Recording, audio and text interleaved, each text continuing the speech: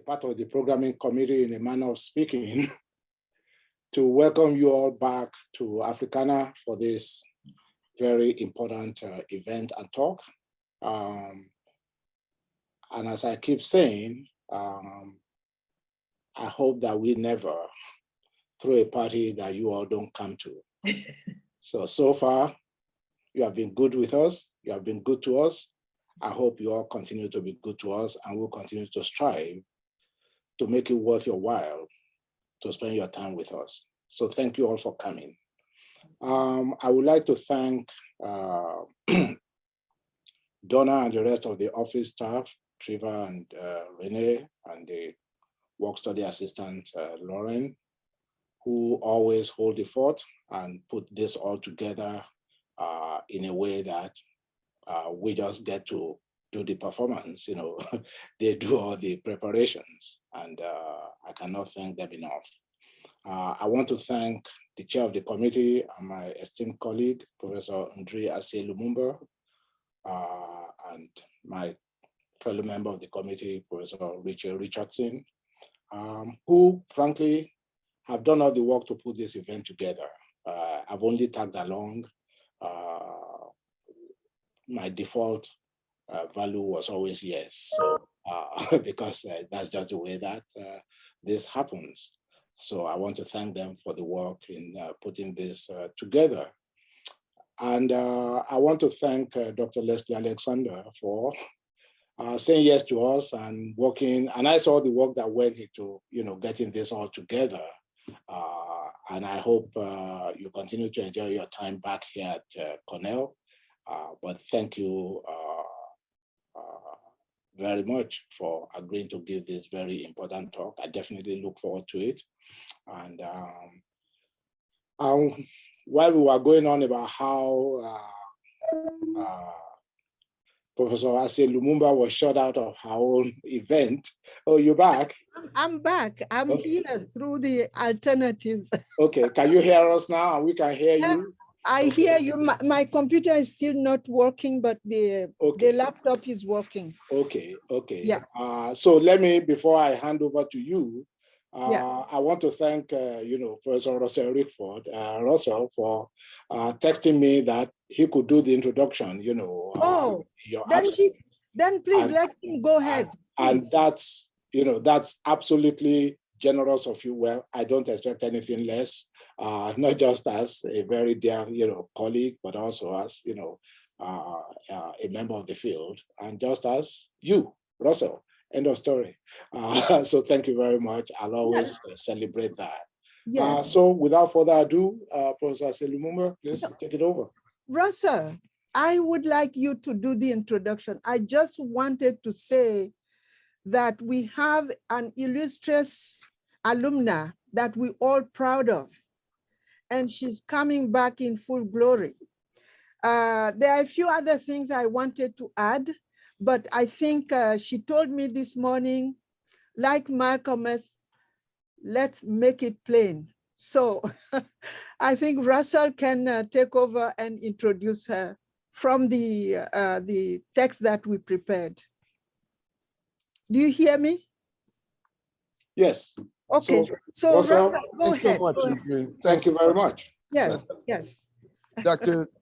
Dr. Alexander specializes in early African-American and African diaspora history, particularly late 18th and early 19th century Black culture, political consciousness, and resistance movements. She received her BA from Stanford University and her MA and Ph.D. from Cornell University. Her first monograph, entitled African or American, Black Identity and Political Activism in New York City, 1784 to 1861, explores Black culture, identity, and political activism during the early national and antebellum eras. She's also the co-editor of We Shall Independent Be, African-American Placemaking and the Struggle to Claim Space in the United States, the Encyclopedia of African-American History, and the author of the widely read op-ed piece, The Birth of a Nation is an Epic Fail, which appeared in The Nation. Her forthcoming book, Fear of a Black Republic, African Americans, Haiti, and the Birth of Black Internationalism, explores how Haitian independence influenced the rise of Black internationalism in the US. Based on her new research, she has published 2 articles, The Black Republic, The Influence of the Haitian Revolution on Black Political Consciousness, 1817 to 1861, which appears in African Americans in the Haitian Revolution, Selected Essays and Historical Documents, and A Land of Promise, Emigration, and Pennsylvania's Black Elite in the Era of the Haitian Revolution in the Civil War in Pennsylvania, the African American Experience. The recipient of several prestigious fellowships, including the Ford Foundation Senior Fellowship, Dr. Alexander has given considerable service to the discipline. She is the immediate past president. Is that correct, Leslie? The immediate past president of the Association for the Study of the Worldwide African Diaspora, or ASWAD, an executive council member of the National Council for Black Studies. She serves on the advisory councils for the Journal of African American History, the Black Scholar, the International Journal for African Studies, and the Harvey Goldberg Series for Understanding and Teaching History. During her career, she has won several significant awards, including the coveted University Alumni Award for Distinguished Teaching and the University Distinguished Diversity Enhancement Award at Ohio State University. She and I are co-editors on a volume just out on African American intellectual history called Ideas in Unexpected Places. Leslie is a dear friend, a brilliant scholar, and a wonderful Black woman, and we're so proud to welcome her. Oh, I am so happy that you didn't listen to her this morning, so you made it a little more elaborate. Let me just ask that she will emphasize a little bit the role of women and in Haitian, the making of Haiti as a nation state. Because we are in March, the last 2 days of March, and we want to use the opportunity to contribute to Women's History Month. So that's the only thing I want to add. Thank you so much, all of you, for your patience. Yeah. Thank you, Leslie.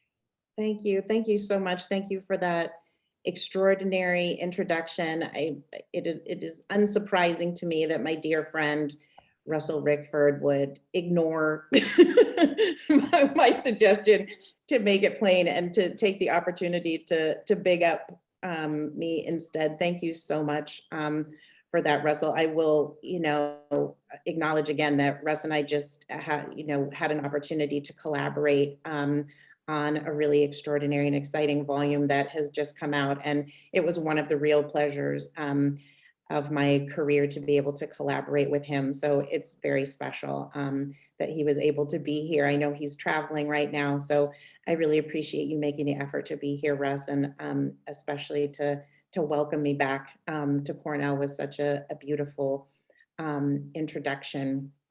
I know that we want to jump into the material as quickly as possible, but I do just want to say thank you so much for the invitation and for welcoming me back home to Cornell and specifically to Africana. It means such a great deal to me to receive this invitation and to have an opportunity to share my work. I imagine that some people might think this is a bit overly dramatic, but I really want to say that this invitation and opportunity to share my work is probably one of the most significant honors that I've received in my career. And it is because it involves coming back home to my birthplace, the place that made me as an activist and as a scholar, as a thinker. And as I was thinking about preparing this talk, I was trying to figure out how to articulate or explain the feeling that comes with an invitation to speak at one's own alma mater. It's the type of experience that you dream of as a student, but that you never really imagine will ever come to fruition. So I think I just simply want to say that it is incredibly meaningful to me to return to the place where I began my academic and political journey, and to be able to have an opportunity to share my work. Like I said, I know that people are probably anxious for me to get right into the material. The topic that I want to share today, I think, is one that is, even though it's a historical topic, I think is timely and significant in a number of ways.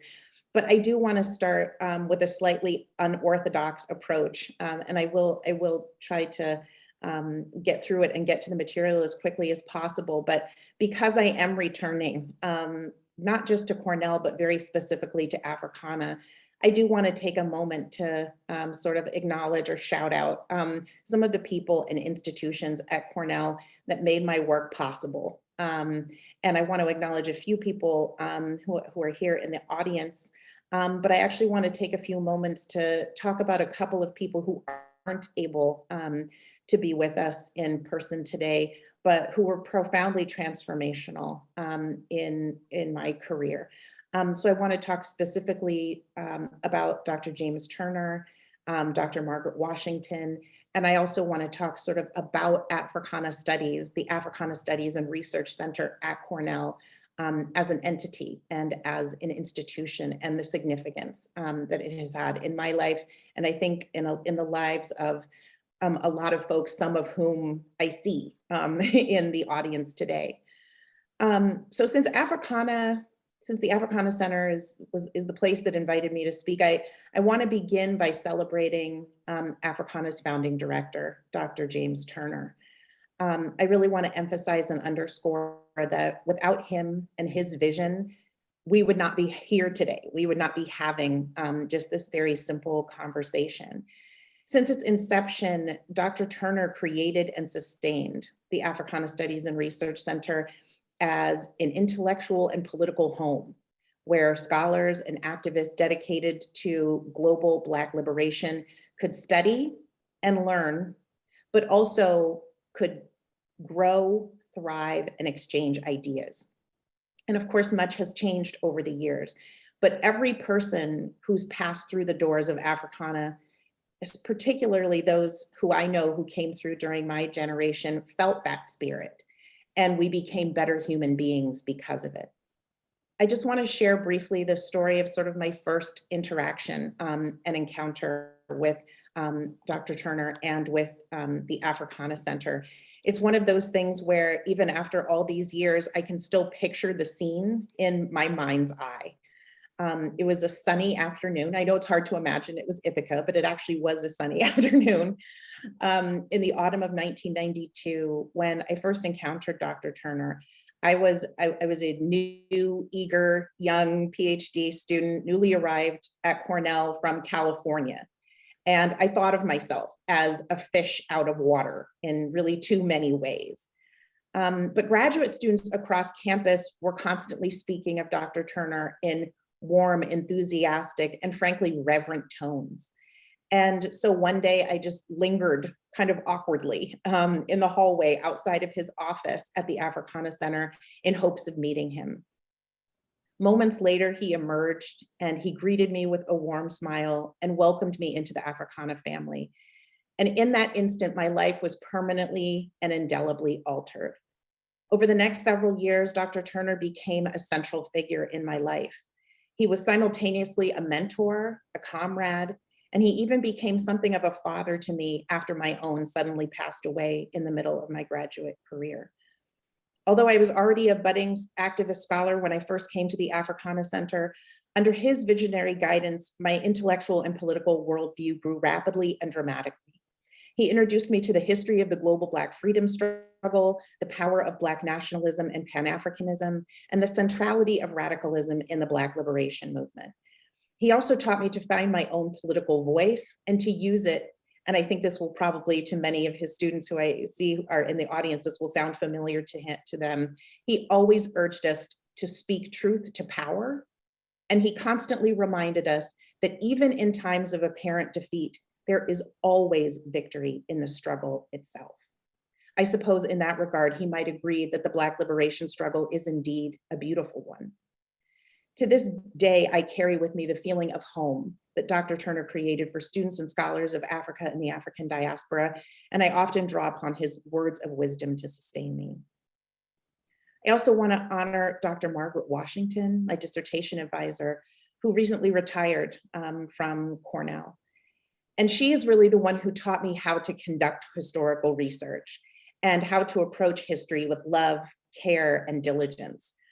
I first met Dr. Washington. Most people don't know this. Most people assume that because she was my dissertation advisor, we met in graduate school. But we actually met when I was only a sophomore in college. And it was at a time that I had certainly never imagined myself as a scholar or a historian. I was selected to be her summer research assistant just when she was embarking upon what would become her definitive and award-winning research on Sojourner Truth. Her passion for research in African-American history was infectious. We spent hours combing through Cornell's massive anti-slavery collection, and we followed the abolitionist trail throughout upstate New York, visiting many archives along the way. Our journeys were often coupled with thoughtful conversations that helped me discover my own scholarly voice, and our experience during that summer blossomed into an academic relationship and a personal friendship that has spanned decades. By far, the most memorable experience that summer was a field trip that we took to the ruins of abolitionist Gerrit Smith's house in Peterborough, New York. Together, we dug through the rubble, and as we walked through the remains of his former home, we collected shards of pottery and other remnants while discussing the courageous people who had walked through that same space more than 100 years before. That trip taught me that history was alive, breathing, and everywhere around me. I still have those pieces of pottery that we found. They sit on one of the many bookshelves in my office, and they are probably unremarkable to the people who pass through my office each day. But every time I see them, I smile to myself because I know what they represent. Much more than sentimental memorabilia, they are the embodiment of the power of research and mentorship. I also just very quickly want to acknowledge the importance that the Africana Studies and Research Center held, especially for me in the 1990s. Dr. Turner created the Africana Center as a place committed to the notions of family, community, academic rigor, and Black empowerment. For that reason, Africana birthed generations of academics, intellectuals, and activists who continue to shape political and intellectual discourse across the United States today, as well as generations of Black doctors, a couple of whom are in the audience today, lawyers, community activists, artists, and musicians who breathe Black liberation into their work every day. And for this reason, and for so many that I don't have time to share today, I really want to honor Dr. James Turner for his founding vision for Africana and the generations of lives that the Africana Studies and Research Center has transformed. My deepest hope is that my generation and future generations will carry forth his vision and commit ourselves to the founding principles of Africana Studies. I took some extended time to talk about those folks because I knew they were people who couldn't be with us today, but I do want to acknowledge a few other folks in the audience who were professors at Cornell when I was a graduate student, who are in the audience today, who had a profound impact on my academic and intellectual journey. I first and foremost want to acknowledge Professor Robert Harris, Jr., who was a member of my dissertation committee. I took many classes with him. I actually reflect often on the qualifying exam, the A exam that I took with him, where he questioned me lovingly, but significantly on a number of questions related particularly to 20th century African-American history, and who really played a significant role in shaping my thinking as a historian, my craft as a historian, and who played a really profound role in shaping what eventually became my first book. I also want to acknowledge Indri Asi Lumumba. I still struggle to call a number of these faculty members by their first names because they were my professors. I still think of them in that role, but I want to acknowledge Indri. I saw Anna Adams was in the audience. I saw Sandra Green in the audience. So it's just a beautiful thing to be able to return in this capacity and to be able to see my former professors who are showing up to support my work. So I want to thank you for coming, and I want to thank you for the space you provided me. In the spirit of that Africana community, what I wanted to do today was sort of share an overview from the book that I have just recently completed. which is titled Fear of a Black Republic, Haiti and the Birth of Black Internationalism in the United States. So what I'm gonna do now, because I think I am host of this event, is to take a quick moment to figure out how to share my screen so that I can share a PowerPoint with you all, and I will move quickly into the formal part of the presentation. Oh my goodness, I also just see that my former friend and comrade, who is now probably one of the most celebrated and decorated historians in the country, Callie Gross, has arrived in the audience, also a graduate of Cornell and the Africana Studies Center. Callie, thank you so much for coming. It's wonderful to see you. And again, she is, you know, an example of the profound impact that the Africana Studies and Research Center at Cornell has had upon the thinking relative to the Black experience in this country. So as I said, I want to talk and give you sort of a sense of the book that will be coming out this fall, Fear of a Black Republic. Just 6 months ago, in September 2021, nearly 15,000 Haitians slogged across the Rio Grande, desperately seeking asylum in the United States. Toting small children and lugging their remaining belongings, they had traveled for months or even years, painstakingly making their way through numerous South American countries, often suffering unspeakable cruelties. They came in hopes of finding refuge in the United States. But despite the nation's centuries-old slogan, "Give me your tired, your poor, your huddled masses yearning to breathe free," the United States government responded to the aspiring migrants with extreme violence, eventually enacting the largest mass expulsion of asylum seekers in modern American history. Border Patrol agents on horseback descended on the crowd, one journalist reported, swinging their reins like whips, charging at people carrying bags of food, shouting at them to go back to Mexico, and pushing them into the swift waters of the Rio Grande. Others were herded into a squalid makeshift camp under a bridge in Del Rio, Texas, locked inside and held under constant surveillance by armed guards while police helicopters circled overhead. Within 1 week, thousands of Haitians had been rounded up and forcibly returned to Haiti. Even today, that deportation process still continues. As images depicting the crisis went viral, horrified observers draw haunting comparisons to slavery. One series of photographs in particular showed a white Border Patrol agent on horseback appearing to whip a Haitian man with reins, an image that felt eerily reminiscent of 19th century patrols hunting down enslaved people seeking freedom.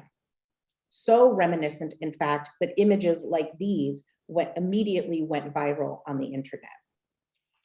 Congresswoman Maxine Waters also castigated the government's actions, angrily declaring, "What we witnessed takes us back hundreds of years. What we witnessed was worse than what we witnessed in slavery." She concluded with a firm insistence that the madness must stop. Equally infuriated, human rights lawyer Nicole Phillips simply stated, "This is anti-Black racism, period." Comparisons to slavery and the white supremacy that undergirded it were not mere hyperbole. After all, this unprecedented expulsion uniquely targeted Haitians, and it is without parallel in the 21st century. Moreover, the tragic human rights violations that occurred were not only due to the US government's failed immigration system or its misguided foreign policies. They were a blatant demonstration of an ongoing war that the United States has waged against Haiti since its founding. Although more than 2 centuries have passed since Haitian independence, Haiti remains the most persecuted and demonized nation on earth. History tells us why. In order to understand the enduring fear and hatred that shapes the US government's contemporary conduct towards Haiti, one must grapple with a much older story, a tale that stretches back to a time when nothing seemed more terrifying to white people around the world than the rise of a sovereign Black nation. My forthcoming book, which will be published this fall, illuminates that story and examines the devastating backlash that Haiti endured for centuries as frightened, angry whites across the globe lashed out against the courageous Black people who eradicated slavery and established a free, autonomous nation. Determined to maintain colonial rule and to fortify slavery and white supremacy, white people throughout the Americas conspired to destroy Haiti, crush its independence, and ensure that a sovereign Black nation could never thrive. Even so, at the core of my book is an equally important but less familiar story, one that chronicles how Haiti's triumphant ascendance created a beacon of hope for free and enslaved Black people throughout the African diaspora, especially those fighting for freedom in the United States. Cognizant of Haiti's centrality to the global struggle for Black freedom, free and enslaved Black people in the United States waged an unyielding battle throughout the early 19th century to defend Haiti and its sovereignty. In so doing, they gave birth to a new Black internationalist consciousness, one that not only demanded an end to slavery, but also insisted on full freedom, equality, and sovereignty for Black people throughout the African diaspora. So in order to fully understand this dichotomy, the divide between those who despised Haiti and those who cherished it, one must first understand Haiti's creation as the America's first autonomous Black nation, the series of events that sparked furious white rage and inspired an unrelenting fear of a sovereign Black republic. In 1791, enslaved men and women in Saint-Domingue, France's most profitable colony, unleashed a rebellion. Gathering nightly over several days in the northern region, enslaved people plotted an insurrection, a revolutionary war that they intended to fight to the death in order to claim their freedom. The initial uprising began on August 21st, when Dudi Boukman and Cécile Fatima, both of whom were highly respected spiritual leaders, assembled hundreds of enslaved people in the woods at Boy Caiman and led them in a religious ceremony, calling upon their gods to guide them, sealing their revolutionary pact with oaths and ritual sacrifices, and urging their people to listen to the voice of liberty that speaks in the hearts of all of us. Later that night, men and women began seizing their freedom. Spreading like a torrent over the next 2 days, nearly 2,000 rebels marched from plantation to plantation, armed with machetes, burning and destroying workhouses and killing their oppressors. Within a week, nearly 10,000 more enslaved people had joined the revolt, and it seemed unstoppable. By the end of September, more than 1,000 plantations had been burned and hundreds of white people lay dead. Eventually expanding to an estimated 80,000 rebels, the revolt erupted into the Haitian Revolution, the largest, bloodiest, and most successful rebellion of enslaved people in history. Meanwhile, across the Americas, white observers recoiled in shock and horror. In the United States, President George Washington and the other founding fathers openly panicked, nervously speculating about whether the spirit of rebellion would be infectious enough to afflict their fledgling nation. Charles Pinckney, the governor of South Carolina, wrote to President Washington predicting that similar uprisings would soon spread to the southern United States and devastate the economy. I am afraid, Pinckney warned, that if the insurrection is not checked in time, it is a flame which will extend to all the neighboring islands and may eventually prove a not very pleasing or agreeable example to the southern states, and be particularly unpleasant to us who live in countries where slaves abound. By the end of 1791, Washington succumbed to the growing panic. Lamentable to see such a spirit of revolt among the Blacks, he exclaimed, "Where it will stop is difficult to say." Thomas Jefferson also fretted about what he described as the formidable insurrection in Saint-Domingue, as did Alexander Hamilton, who regretfully acknowledged the calamitous event taking place just a short distance away. Their fears were not entirely unfounded, since the Black freedom that white Americans feared most eventually came to fruition. For this is not a story only about revolt or even revolution. It is a story about the sovereign Black nation that rose like a phoenix from the ashes of revolution. On November 29th, 1803, Jean-Jacques Dessalines, leader of the rebel army in Saint-Domingue, announced military victory over France and issued a proclamation declaring their liberation from colonial rule. "We have proclaimed our rights," he asserted. "We swear to never yield them to any power on earth. The frightful veil of prejudice is torn to pieces and is so forever. Woe be to whomsoever would dare again to put together its bloody tatters. Now, inherent in Dessalines' declaration was both a promise and a threat. He vowed not only to expand the notion of liberty and natural rights to people of African descent, but also to defend their rights with deadly force. Weeks later, on January 1st, 1804, Dessalines publicly unveiled the Act of Independence and simultaneously pronounced the establishment of a free and sovereign Haiti. In a speech delivered in the northern port city of Gonaïves, Dessalines called upon his people to commit themselves to liberty at any cost and to either live independent or die. Let us swear before the whole universe, to posterity, to ourselves, the declaration urged, to renounce France forever and to die rather than live under its dominion, to fight until our last breath for the independence of our country, and to prefer death to anything that will try to place you back in chains. Swear finally to pursue forever the traitors and enemies of your independence. More than 35 generals signed the Act of Independence, thereby renouncing European colonial rule and pledging to fight until death for their freedom and sovereignty. The Haitian Act of Independence forever altered the meanings and conceptions of liberty in the Atlantic world. After all, Haiti became the first and only country in the Americas where enslaved Africans threw off their shackles, fought for their freedom, defended European powers, established their own nation, and swore to defend their freedom and independence until their last breath. In so doing, they accomplished what scholar Michel Rolfe-Trouillot described as the unthinkable, radically upending the basic premise of white supremacy upon which slavery rested. They asserted Black people's fundamental human right to liberty and self-governance. The Haitian Act of Independence thus transformed global conceptions of freedom and challenged existing assumptions about who possessed human rights and who did not. But accomplishing the unthinkable came at a heavy price.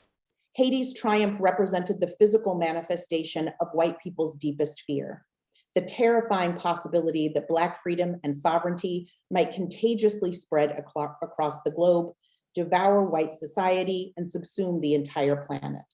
This omnipresent fear drove whites to hunt, kill, persecute, imprison, enslave, and demonize Black people, even when they wanted nothing more than their human right to liberty. Particularly for the major slaveholding nations, France, England, and the United States, the mere idea of Haiti, an independent Black country governed by former slaves, seemed not only repugnant, but threatening. After all, it revealed slavery's fragility, and ultimately slavery served as the political and economic foundation of their societies. If Haiti could have a successful slave rebellion, couldn't the same thing happen elsewhere, perhaps in their very midst? Even more, Haiti challenged white supremacy, a central component of slavery. Following independence, Haiti's existence demonstrated that Black people could create their own sovereign nation, free of slavery and white authority. Unable to reconcile the unthinkable reality of Haitian independence, the slaveholding nations vilified Haiti, and in the decades that followed, they used every power and strategy at their disposal to crush the fledgling Black Republic. White people's fear of a Black Republic and the concomitant panic that Black freedom and power would dominate the world has caused Haiti to suffer an unrelenting torrent of abuse, hostility, subjugation, and outright exploitation. As one newspaper editorial stated quite plainly, the Haitians are guilty of Black skins. They have shown their right to a place among the nations by achieving their independence, but they are Black. That will doom them to our neglect forever.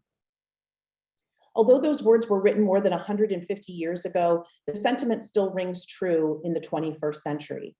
As the brutal expulsion of Haitians from the United States in September 2021 painfully illustrates, even today, the US government's treatment of Haiti is dominated by white supremacy and an irresistible desire to destroy Haiti's symbolic significance as the first nation in the Americas founded by formerly enslaved people.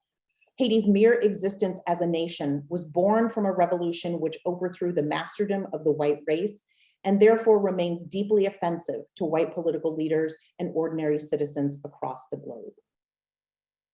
It is important to acknowledge, however, that Haiti's story is not only one of victimization. It is also a story of hope, determination, and solidarity. The Haitian Act of Independence had powerful resonance in enslaved and free Black communities across the Atlantic world, particularly since Haiti epitomized the indomitable spirit of a people who refused to submit to slavery and oppression and who resolved to fight until their last breath to defend their sovereignty. Therefore, my book, Fear of a Black Republic's primary purpose is to demonstrate how Haiti inspired movements for freedom throughout the African diaspora, especially in the United States, where Black activists championed Haitian sovereignty throughout the 19th century and used Haiti as a model for their own liberation struggle. And as we shall see, even though they were not considered citizens, women played a crucial role in the battle for Haitian recognition. So with the time I have remaining, I want to provide an overview, beginning with Haitian independence in 1804 and ending in 1862, when the US Congress finally extended formal diplomatic recognition to Haiti. My goal is to give you snapshots of what was happening in various historical moments so you can see how the Black community's visions about Haiti evolved over the course of the early national and antebellum eras, and then I'll conclude with some reflections on the current moment. So the first phase, the dawn of Black internationalism, spanned from 1804 to 1825.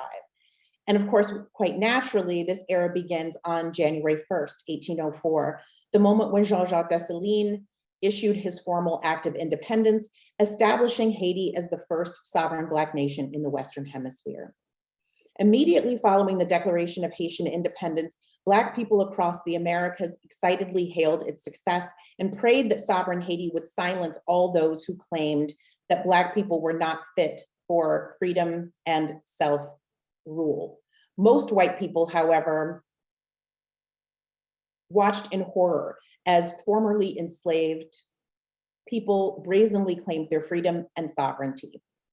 Determined to punish the Haitians' bravado and destroy Haiti's potential, the world slaveholding nations commenced a negative propaganda campaign and imposed diplomatic and economic embargoes that undermined the burgeoning nation.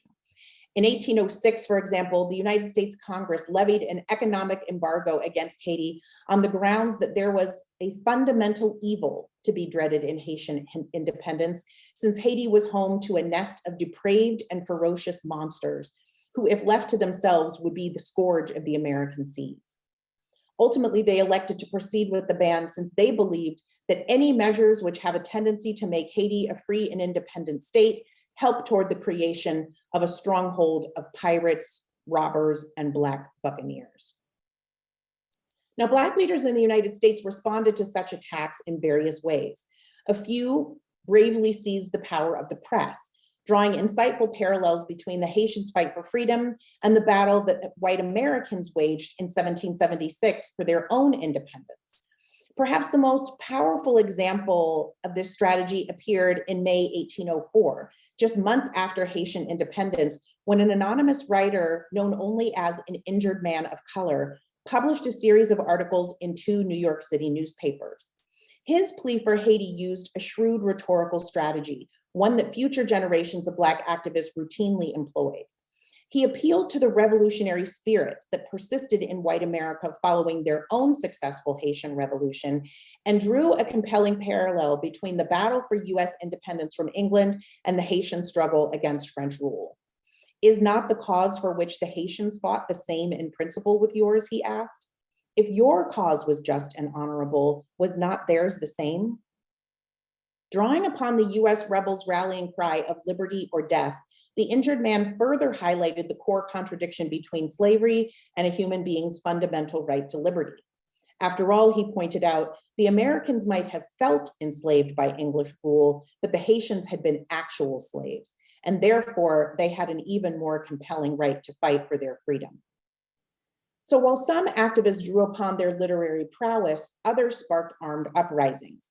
Black rebels across the United States drew upon Haiti's example to inspire their own battle against slavery, from Philadelphia in 1804, where free Black people took to the streets in protest against injustice, telling white people that they would show them San Domingo, to Louisiana in 1811, where enslaved people, many of whom had recently been brought to Louisiana from Saint-Domingue, took up arms in a full-scale rebellion, and reportedly hoped to create a free Black republic within the boundaries of the United States.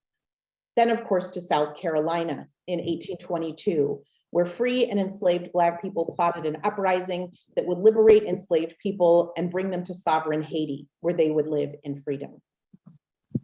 Still others sought to build and fortify Haiti, eventually launching an immigration movement in hopes that Haiti would become a home for the entire Black race. In fact, over the course of the 1820s, as many as 13,000 free Black people migrated from the United States and built new lives in Haiti. As Reverend Thomas Paul, leader of the First African Baptist Church in Boston, reflected, Haiti was the ideal home for any Black person seeking an asylum for the enjoyment of liberty and the common rights and liberties of mankind. After all, in Haiti, they could live free or die gloriously in the defense of freedom. But while Haiti was inspiring to the opponents of slavery, the Declaration of Haitian Sovereignty was not well received by the major slaveholding nations, the United States, England, and obviously France. Outraged by Haiti's triumph, the Western nations imposed diplomatic and economic sanctions on the newly formed Black nation. Notably, the US's economic embargo only lasted 4 years, an indication of the US's reliance on Haiti for their financial survival. More significantly then, the US imposed a political embargo, refusing to recognize Haiti diplomatically for nearly 60 years after Haiti gained its independence. So this leads us to the second phase, the era of the indemnity, which focuses on the crucial time between 1825, when the French demanded reparations from the Haitian government, sending Haiti into a financial tailspin, and 1829, when US Black activists strategically shifted away from the Haitian immigration movement and reconsidered their relationship to the embattled Black Republic. So by 1825, Haiti had been a free and independent state for more than 2 decades. But for the French, the notion of Haitian sovereignty was a bitter pill they had not yet swallowed. Outraged by their defeat at the hands of their former slaves, some Frenchmen plotted revenge against the Haitians, while others sought financial restitution for the loss of their land and human property. After more than 20 years of aggravation, King Charles X concluded that France needed to permanently resolve its relationship with Haiti, and more importantly, recover its losses in money, property, and enslaved human property. Therefore, in July 1825, France employed gunboat diplomacy and demanded reparations. A squadron of 12 ships pointed 500 cannons at Port-au-Prince's harbor and insisted that the Haitian government pay them 150 million gold francs, divided into annual installments, which in contemporary terms would equate to about $20 billion. In exchange, France agreed to acknowledge Haiti's independence. Faced with the imminent threat of war, Haitian President Jean-Pierre Boyer conceded to the terms of this agreement, later known simply as the indemnity. Payments began immediately, and although Haiti was able to officially buy its freedom and diplomatic recognition from France, the debt of 150 million francs was a massive burden from which Haitians have never been fully able to recover. Even though the official debt was later reduced to 60 million francs, the cost was still far beyond what any fledgling country in that era could reasonably afford. Even US newspapers at the time openly admitted that the indemnity was excessive, unfair, and unrealistic. And they criticized France for demanding exaggerated sums that were much beyond the capacity of the Haitians to make good. They were right. In order to meet the payments, the Haitian government was forced to take out loans from French banks. And as historian Laurent Dubois reminds us, the crushing debt load from interest payments created a devastating cycle of debt. By 1898, fully half of Haiti's governmental budget went to paying France and the French banks. And by 1914, that proportion climbed to 80%. So while the indemnity sent the Black Republic into an insurmountable economic depression, it also caused unrest in the United States, as political leaders and citizens alike questioned whether the US would continue with its own non-recognition policy. Southerners particularly fretted about the ramifications. One North Carolina newspaper, for example, nervously wondered, what course will the United States pursue under present circumstances Will she follow in the wake of France and admit Haiti to equal rank, or will she still hold herself aloof? Another observer wrote even more pointedly about the fears associated with acknowledging Haitian sovereignty, particularly the consequences for slaveholding territories. What is to become of this Black empire, one newspaper article asked, when once it shall rank as an equal among other nations? More importantly, the author wondered, how could Black people in the US continue to be treated as beasts of the field when sovereign Haiti existed so close by? Such issues, the article concluded, are points of deep and fearful speculation. As it turned out, however, even after France diplomatically acknowledged Haiti, the US stubbornly refused to follow suit.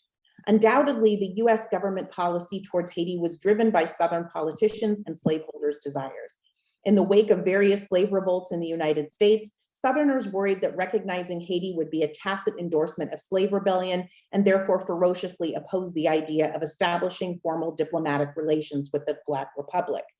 Congressman James Hamilton of South Carolina, for example, argued that the recognition of Haitian independence would violate several Southern state laws and the principle of states' rights. Haitian independence is not to be tolerated in any form, he declared on the House floor. Our opinions are derived from a solemn conviction that the consequences of this recognition. I think someone has their, I think someone is not muted. If everyone can check and make sure that they are muted. 12, 15 minutes, you'll be there. So 6 o'clock, you have 6 o'clock. There's still someone who is, I'm not able to speak to everyone. If everyone can please mute, make sure they are muted. Let's see who.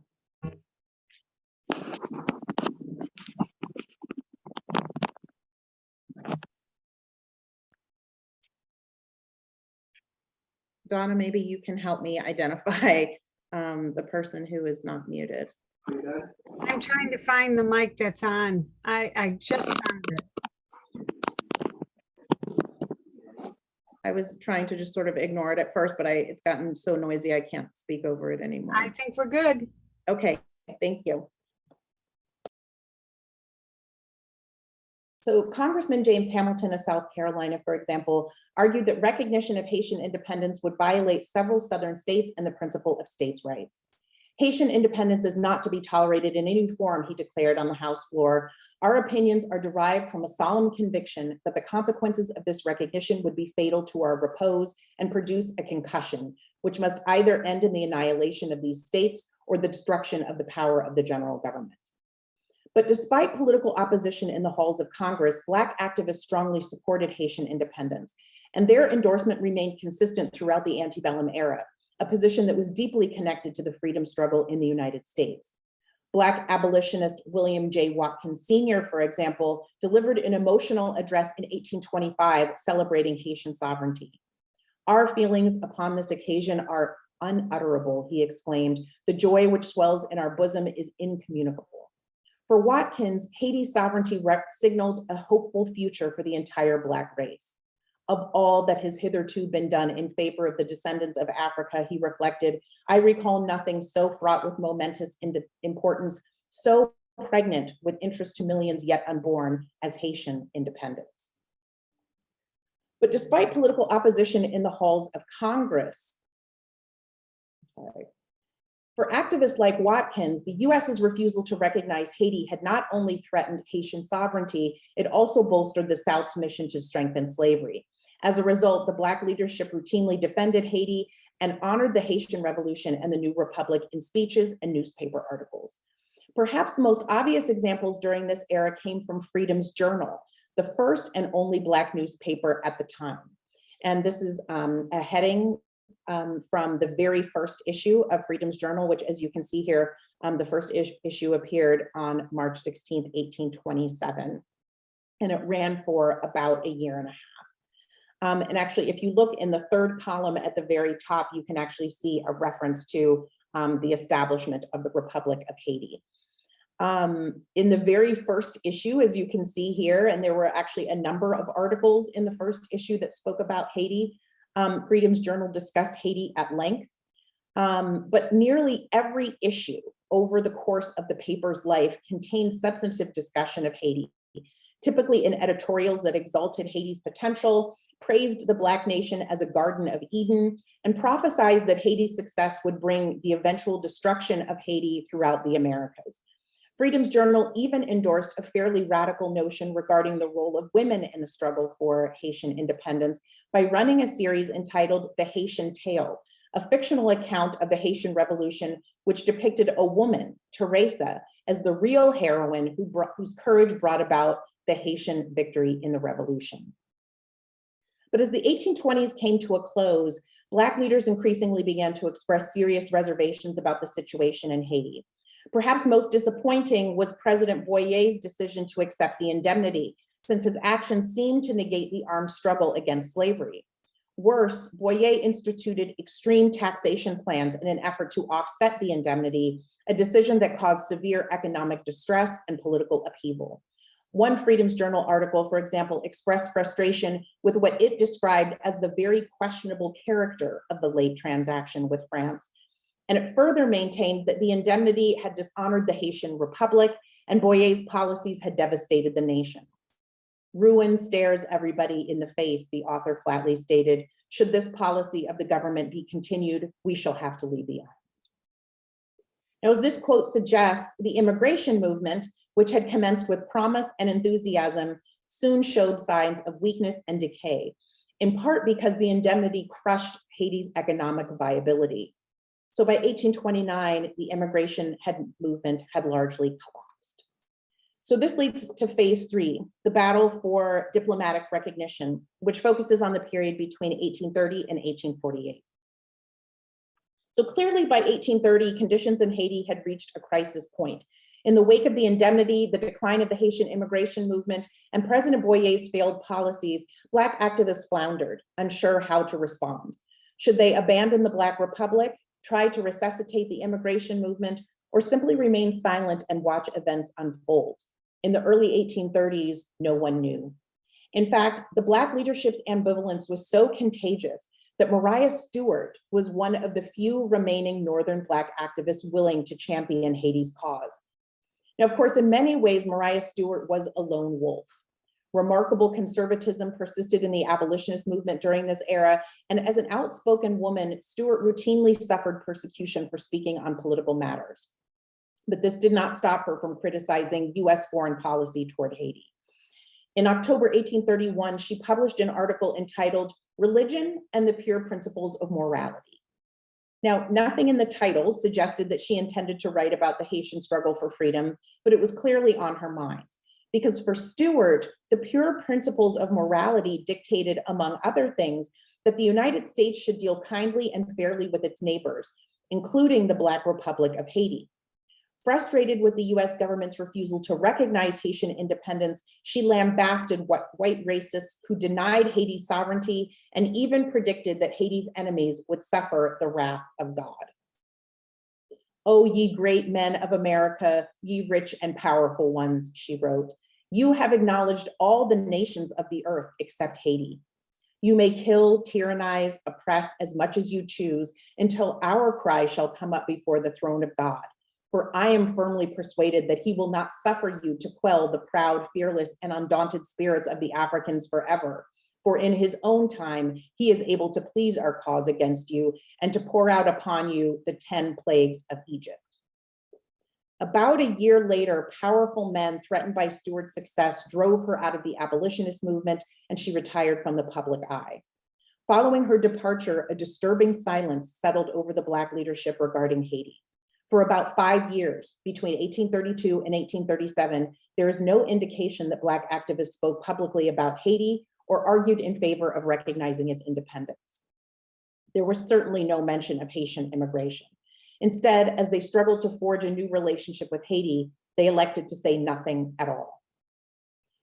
Beginning in 1837, however, a powerful new movement emerged founded on an alternative strategy. Rather than relying solely on vindication or immigration, Northern Black leaders demanded a voice in US foreign policy. Although perhaps unwilling to acknowledge Mariah Stewart's influence, they embraced her example, adopting a new role in international affairs, and commencing a campaign demanding that the US formally recognize Haitian sovereignty. Now, at the forefront of this movement stood Samuel Cornish, editor of the Colored American newspaper. And just to give you a taste of his many editorials on this topic, I just want to share an excerpt from one of my favorites, which is a blistering critique of the United States government that he wrote in November 1838. Keenly aware that slaveholders dictated the United States' decision to deny diplomatic recognition to Haiti, Cornish unleashed his frustration, angrily denouncing the power that racism and slavery wielded over US foreign policy. There is no apology to justify or even extenuate our meanness and guilt in the recognition of Haiti, he wrote. Are the American people so weak and wicked as to imagine they can counteract the economy of God and trample on colored men forever and everywhere?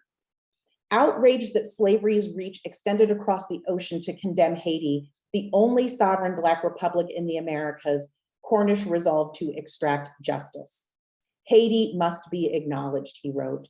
If it is important that we should have amicable relations and interchange national courtesies with any nation, it is so in regard to Haiti, a country that has won its freedom and independence and established them against the world. Now, Cornish was soon joined by other leading Black abolitionists, including Charles Ray, Lewis Woodson, Robert Douglas Jr., and Philip Alexander Bell. And together they formed a powerful coalition with their white allies, most notably William Lloyd Garrison and the American Anti-Slavery Society. Together, they wrote impassioned editorials and delivered rousing speeches about Haiti's history and its potential. They also implemented a far-reaching petitioning campaign on behalf of Haitian recognition designed to bring the US Congress to its knees. Effectively eluding the gag rules, which sought to silence congressional debates over slavery, petitions in favor of Haitian independence poured into Washington, D.C., forcing congressional leaders to grapple with explosive issues such as slavery, race, amalgamation, and insurrection. In fact, between 1837 and 1844, over 360 petitions containing over 30,000 signatures demanding Haitian recognition flooded Congress.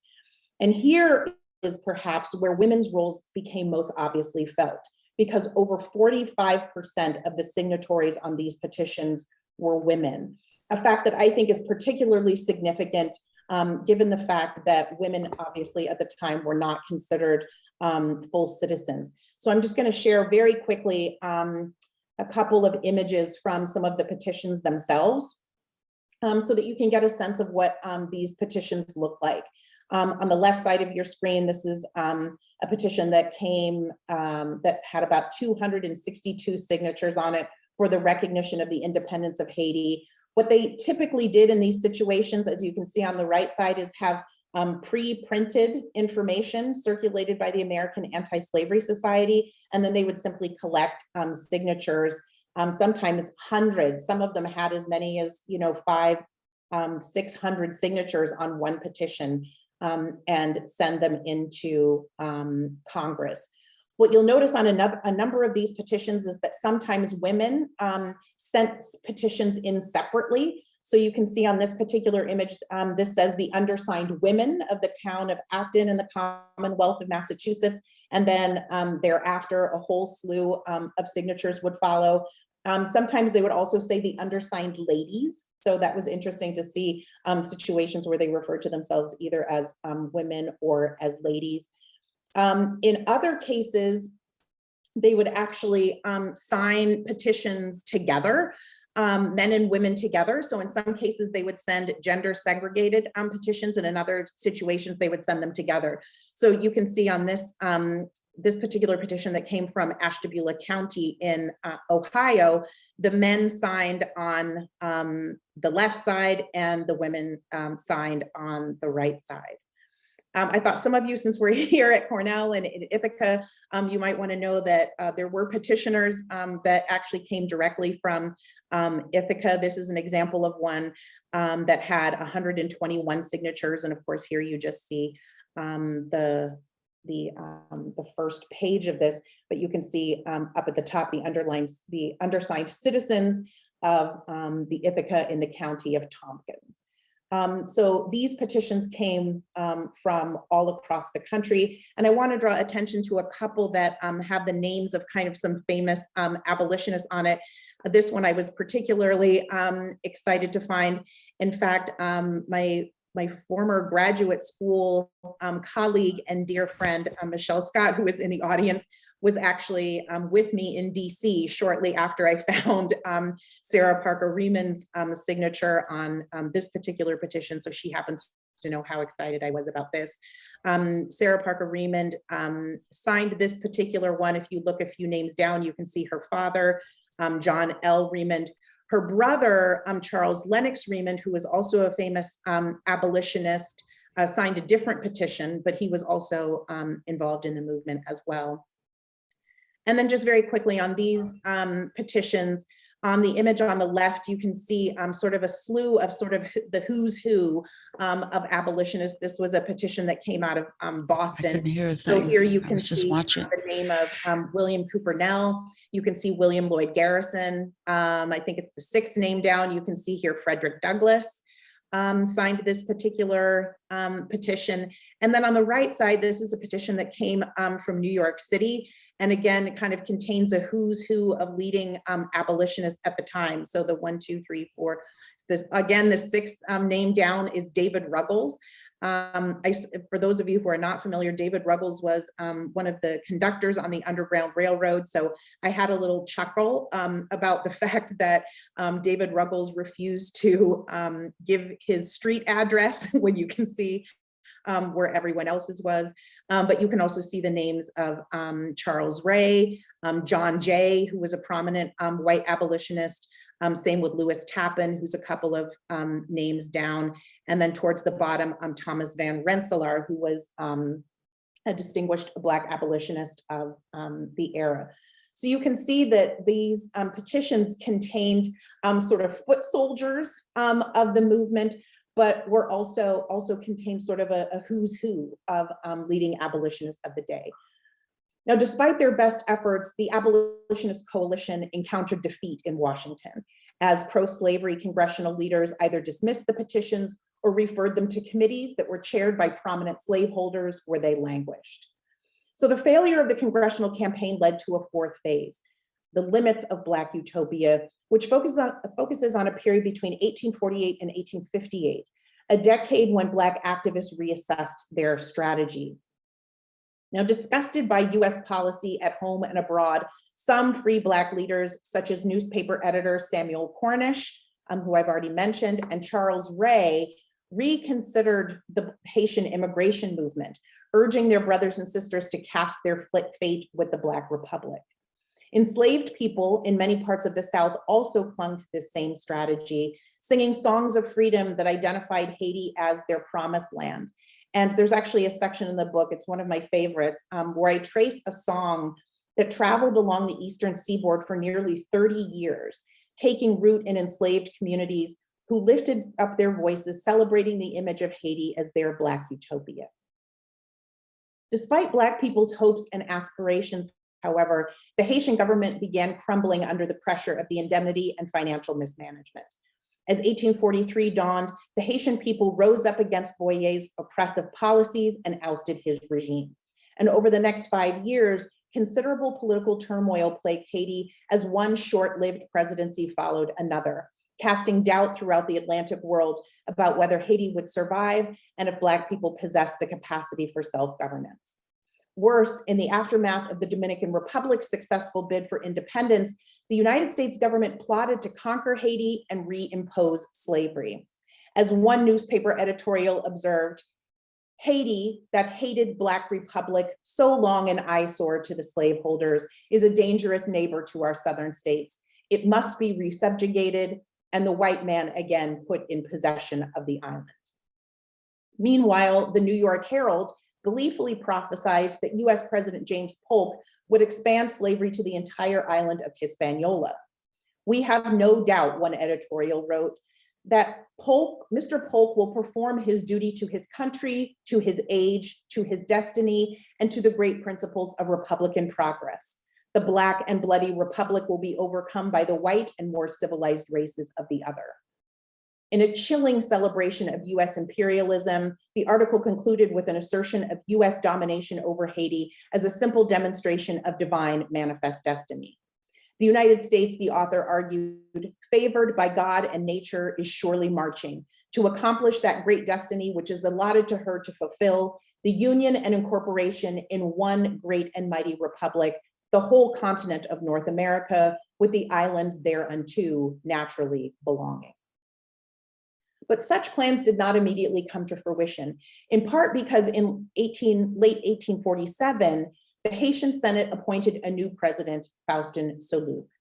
So that begins the next phase in the story, which is Black internationalism in the era of Soulouque, and it explores the period between 1848 and 1859, a decade that arguably presented the most difficult challenges for Black activists in the United States. As a result, during this period, Black activists developed a twofold strategy. They resolved to defend Haiti's image in the United States and simultaneously resuscitate the immigration movement. So I want to start first with their efforts to defend Haiti.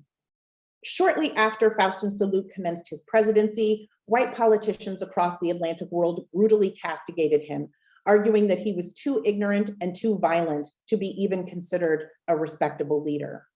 Underlying these attacks, an even more insidious accusation lurked, surreptitiously rendering all Black people unfit for self-governance. Such condemnations worsened after 1849, when Soulouque abandoned the Haitian Republic and transformed Haiti into an empire, naming himself Emperor Faustin I. As the 1850s progressed, Faustin I became increasingly autocratic and militaristic in his rule. Keenly aware that the United States and other European nations secretly plotted to use the Dominican Republic as a launch pad to invade Haiti and reimpose slavery, he led endless campaigns against his eastern neighbors. In the process, he exhausted Haiti's resources and presided over a losing battle that sacrificed and endangered thousands of Haitian soldiers and civilians. Even so, Black leaders in the United States, particularly esteemed abolitionists Frederick Douglass and Martin Delany, astutely understood Faustin I's fears about foreign occupation. They rallied around him, openly defending his leadership and even pressuring the United States government to formally extend diplomatic recognition. Ultimately, they decided to defend Haiti until the end, because they had resolved, as one activist put it, to sink or swim with their race. Meanwhile, while Haiti fought attacks from the United States, Black people in the US faced the crisis of the 1850s, prompting the reemergence of an immigration movement to Haiti during the decade between 1853 and 1863. For many Black folks during this era, Haiti remained the only place on earth where Black people could live as fully free and equal human beings. Haiti, many migrants explained, was the only place they had ever felt their true and full humanity. William H. Crawford, who migrated from Philadelphia, wrote, "I must say I never felt that I was a man until now. I felt myself oppressed in the States, but now I am a Haitian citizen. I am recognized as a man." Prince Leverage, an abolitionist based in Brooklyn, New York, longed to experience the same feeling. Just one day after shots were fired at Fort Sumter, Leverage still insisted there was no hope for Black people to gain freedom in the United States. Here in Prejudice America, he wrote, "We can never be men." Therefore, he pleaded with the Haitian Immigration Bureau to send someone who could show his people the way to Haiti. Most stories about immigration focus on men, with only passing references to women and children. So we are left to wonder what motivated women to consider such a risky proposition. Clearly, women supported Haitian immigration, even if they rarely did so in public.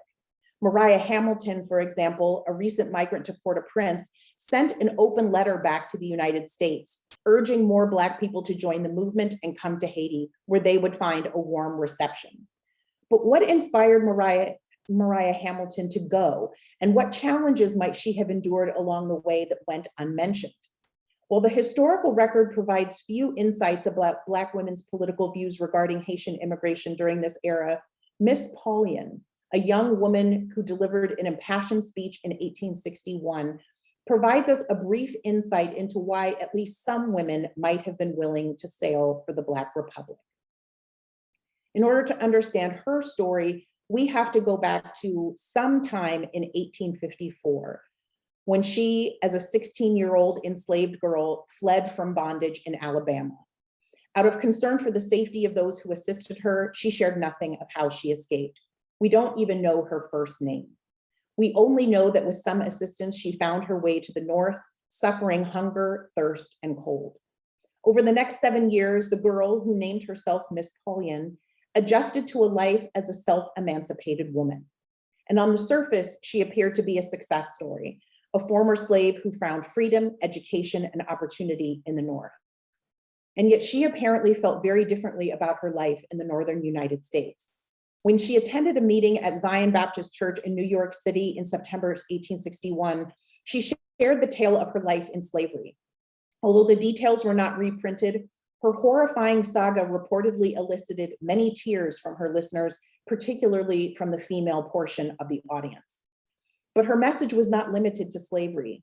Decrying the persistent racism that plagued the entire United States, she castigated white Americans, particularly in the North, for teaching their children to be prejudiced and for creating an inescapable caste system that trapped Black people at the bottom of society. For Miss Paulian, that speech became her swan song as she gracefully exited the United States.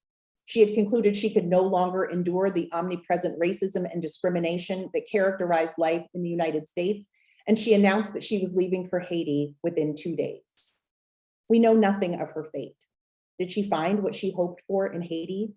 We only know that she desperately believed that life in Haiti would be preferable to the unequal freedom she endured in the United States. What's significant about the movement in the 1850s is that despite the migrants' strong feelings, unlike the movement in the 1820s, this new wave of immigration sparked nasty, often deeply personal political wars within the Black leadership over the immigration question. Some opposed immigration on principle, while others argued in favor of other locations, such as Nigeria, Liberia, or Canada. But no one could launch a fiery tirade against Haitian immigration better than Mary Ann Shadd Cary. A stalwart champion of Canadian immigration, Cary deeply resented the Haitian movement's growing influence, and she led a tireless campaign against it. In October 1861, she participated in a raucous public meeting in Chatham, Canada, where she submitted numerous resolutions opposing Haitian immigration, including one that condemned Haitian immigration as a disastrous scheme, and another that excoriated immigration agents for what she described as their nefarious work. For more than 6 months, she sent numerous letters to the weekly Anglo-African newspaper, angrily railing against Haitian immigration. In 2 particularly outraged letters, she labeled Black proponents of Haitian immigration as colored Judases, and she castigated them for the high death rates in the settlements. But Cary's most stinging rebuke came when she drew a chilling comparison between Haitian immigration and the slave trade. Haitian immigration agents, she warned, round up Black people and ship them off with as much ceremony as do practiced slave traders on the coast of Guinea. There is much more I could say about that, but for now, I want to turn to the final phase, which is the battle for Haitian recognition, the final battle, which explores the resolution to the ongoing campaign for Haitian recognition between 1859 and 1863. So by 1859, nearly 55 years after Haiti declared its independence, the United States still refused to acknowledge the Black Republic's sovereignty. By then, nearly every other nation in the world had established formal diplomatic relations with Haiti, but not the United States. Repeatedly conceding to enslavers' demands, the United States government deemed Haiti a political pariah. But the move for formal recognition gained strength after 1859, when Fabre Giffard led a coup in Haiti, effectively restoring the Haitian Republic. More importantly, in 1861, most of the slaveholding states seceded from the Union and formed the Confederacy. Absent the South's powerful voting bloc, Senate Bill number 164, a bill officially recognizing Haiti and the other Black republic, Liberia, finally gained an audience in the US Congress. However, the bill's journey proved to be neither simple nor sweet. Instead, the debate proved the tenacity of racism and greed rampant in American society. As Samuel Cox, a representative from Ohio, reminded his colleagues, this government is a government of white men. The men who made it never intended by anything they did to place the Black race upon equality with the white. Therefore, although the bill extending recognition to Haiti was finally approved, it was only approved because US politicians believed that formal recognition would enhance US financial interests. Unsurprisingly then, the bill was met with little fanfare in the Black community. Admittedly, a few Black activists like Robert Purvis celebrated the event with enthusiasm. The good time, which has so long been coming, is at hand, he declared. I feel it. I see it in the air. I read it in the sign of the times. I see it in the acts of Congress and in the acknowledgement of the Black republics of Haiti and Liberia. Thoroughly convinced that the day of Jubilee was imminent, Purvis could not be dissuaded. Cannot be mistaken, he said. My instincts are unerring. But even Robert Purvis had to admit that other astute observers nervously predicted that they had not yet emerged triumphant. In his speech, he acknowledged the community of Black activists who anxiously murmured behind closed doors. It is too soon to begin to rejoice, they said. Don't halloo until you are out of the woods. Don't be too sure of the future. Wait and see. So this leads to the conclusion of my book, which focuses on relations between Haiti and the United States from 1862 to the present. And those of you in the audience who know me know that I would prefer not to venture beyond 1865. But in this case, I had to, because a history of the US government's conduct towards Haiti could not legitimately end in 1862. It had to provide an honest rendering of the US's legacy in slavery in Haiti during the 20th century and beyond. As Frederick Douglass explained in 1893, US attitudes did not change much after formal recognition. If anything, they grew worse. After all, he explained, Haiti is Black, and we have not yet forgiven Haiti for being Black. Long after Haiti had shaken off the fetters of bondage, and long after her freedom and independence had been recognized by all other civilized nations, we continued to refuse to acknowledge the fact and treated her as outside the sisterhood of nations. As New York Times contributor Mark Danner wrote shortly after the devastating earthquake in 2010, there is nothing mystical in Haiti's pain, no inescapable curse that haunts the land. From independence and before, Haiti's harms have been caused by men, not demons. Haiti's harms have indeed been caused by men, greedy, powerful men whose fear of a Black republic drove them to isolate, undermine, and dominate Haiti in the 19th century and to seize, occupy, and exploit Haiti in the 20th and 21st centuries.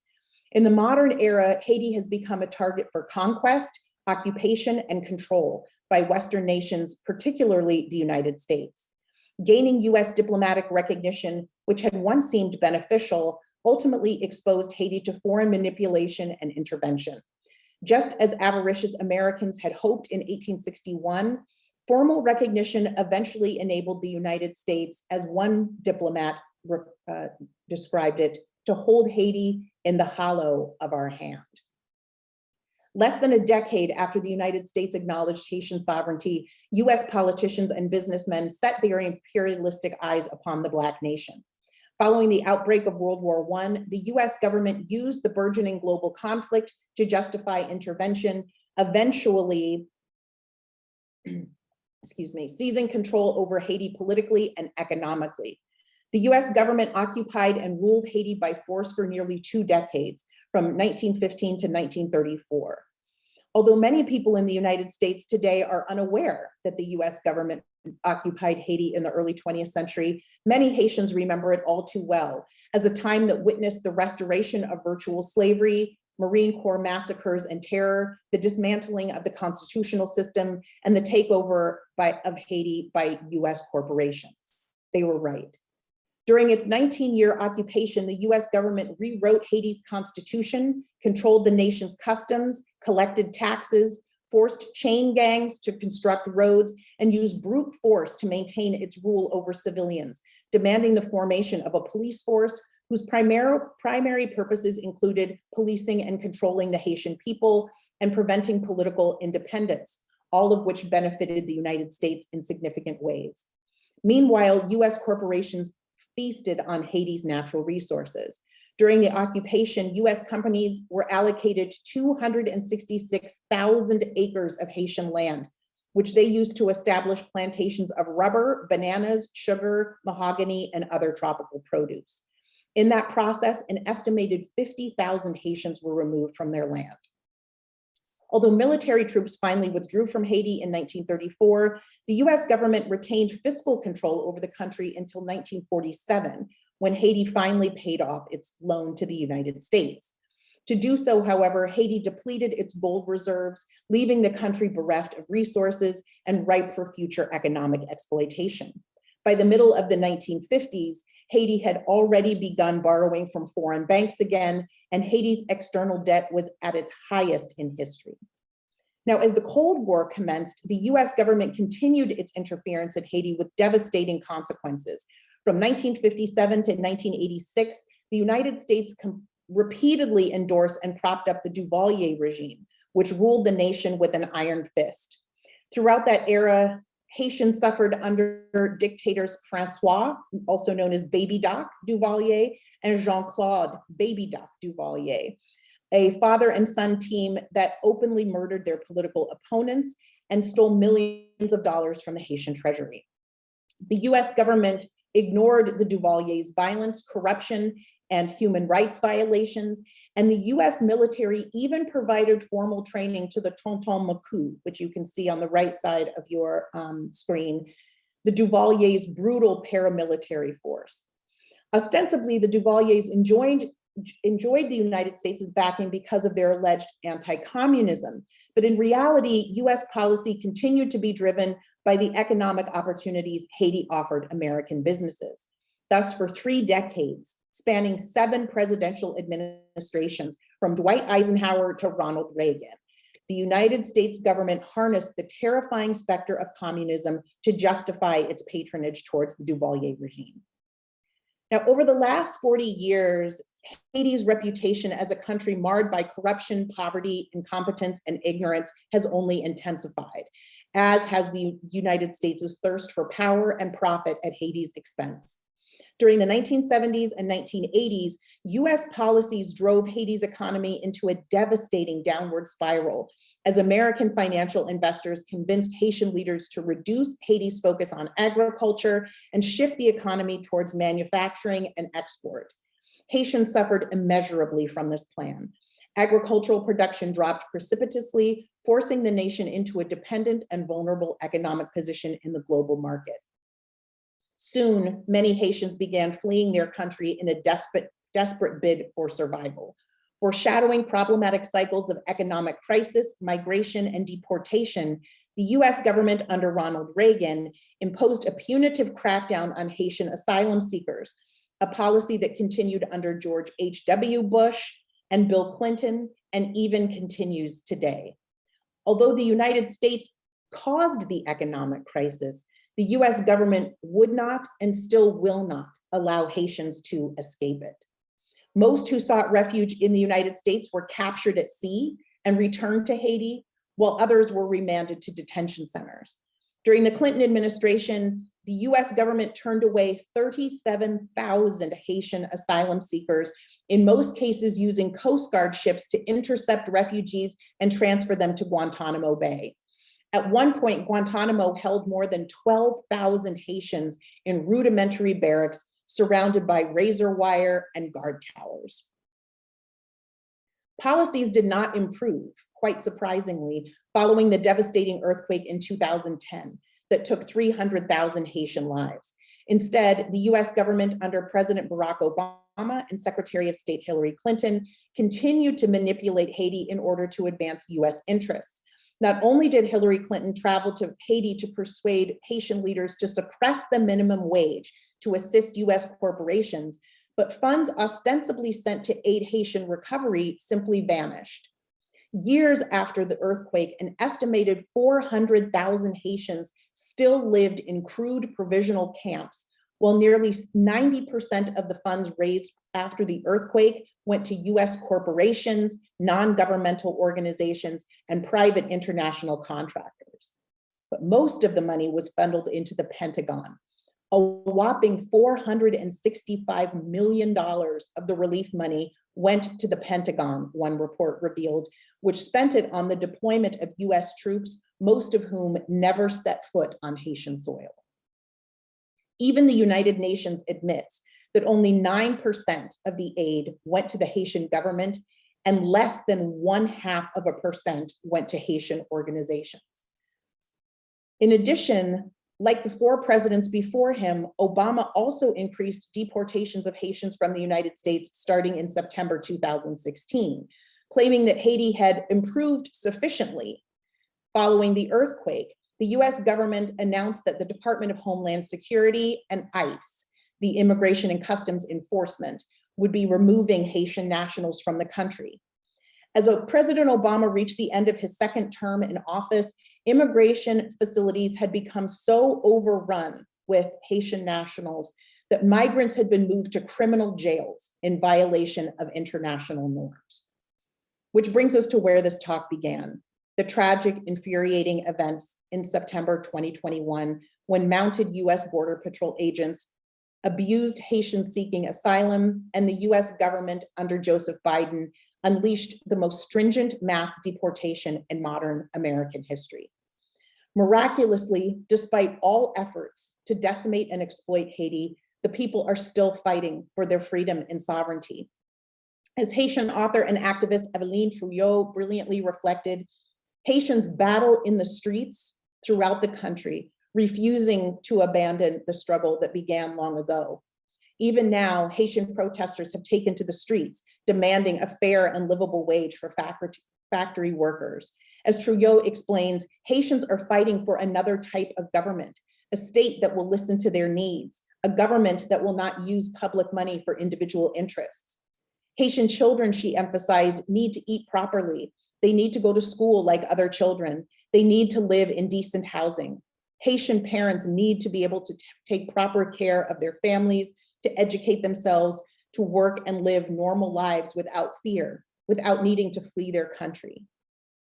But such a vision is not possible until all the world's nations collectively decide to stop fearing the ascendance of a truly sovereign Black republic. Haiti's ultimate destiny then rests on the fundamental challenge that Frederick Douglass presented in 1893. Will the United States and other Western nations ever forgive Haiti for being Black? Thank you so much for coming today, and I'm happy to take questions. Wow, wow. The brilliance Thank you. and the treatment, even if the topic is difficult, the way you captivate the listener. We can't wait for the book to come out and for you to come and to see you, to sign copies. So that will be for another project when the world becomes some kind of, normal in quotation mark. Not all the normals are welcome to come back to a new world, but we can take a few questions. Professor Richardson, let me just say, Professor Alexander is very true. What she said, the commitment. Last year in March, we organized a great event, again, in celebration of women's history. This time, the focus was no greater burden, health and the weight of the world, and health and the weight of the world on Black women. And one of the doctors that she mentioned, Dr. Janelle Daphnis, one of our brilliant and committed alumni, helped organize the panel. And we had 3 brilliant medical doctors and 1 clinical psychologist. And when Professor Alexander was contacted, she said, this is a duty, an honorable duty. This is what she does. So I want to acknowledge that and ask Professor Richardson to take us through a few questions for maybe until around 6:30, or as long as we have people who can stay.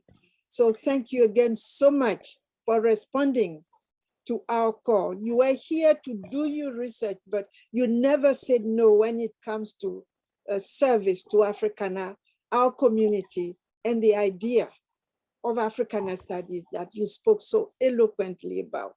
So Professor Richardson. Thank you so much. You know, I will never say no to Africana.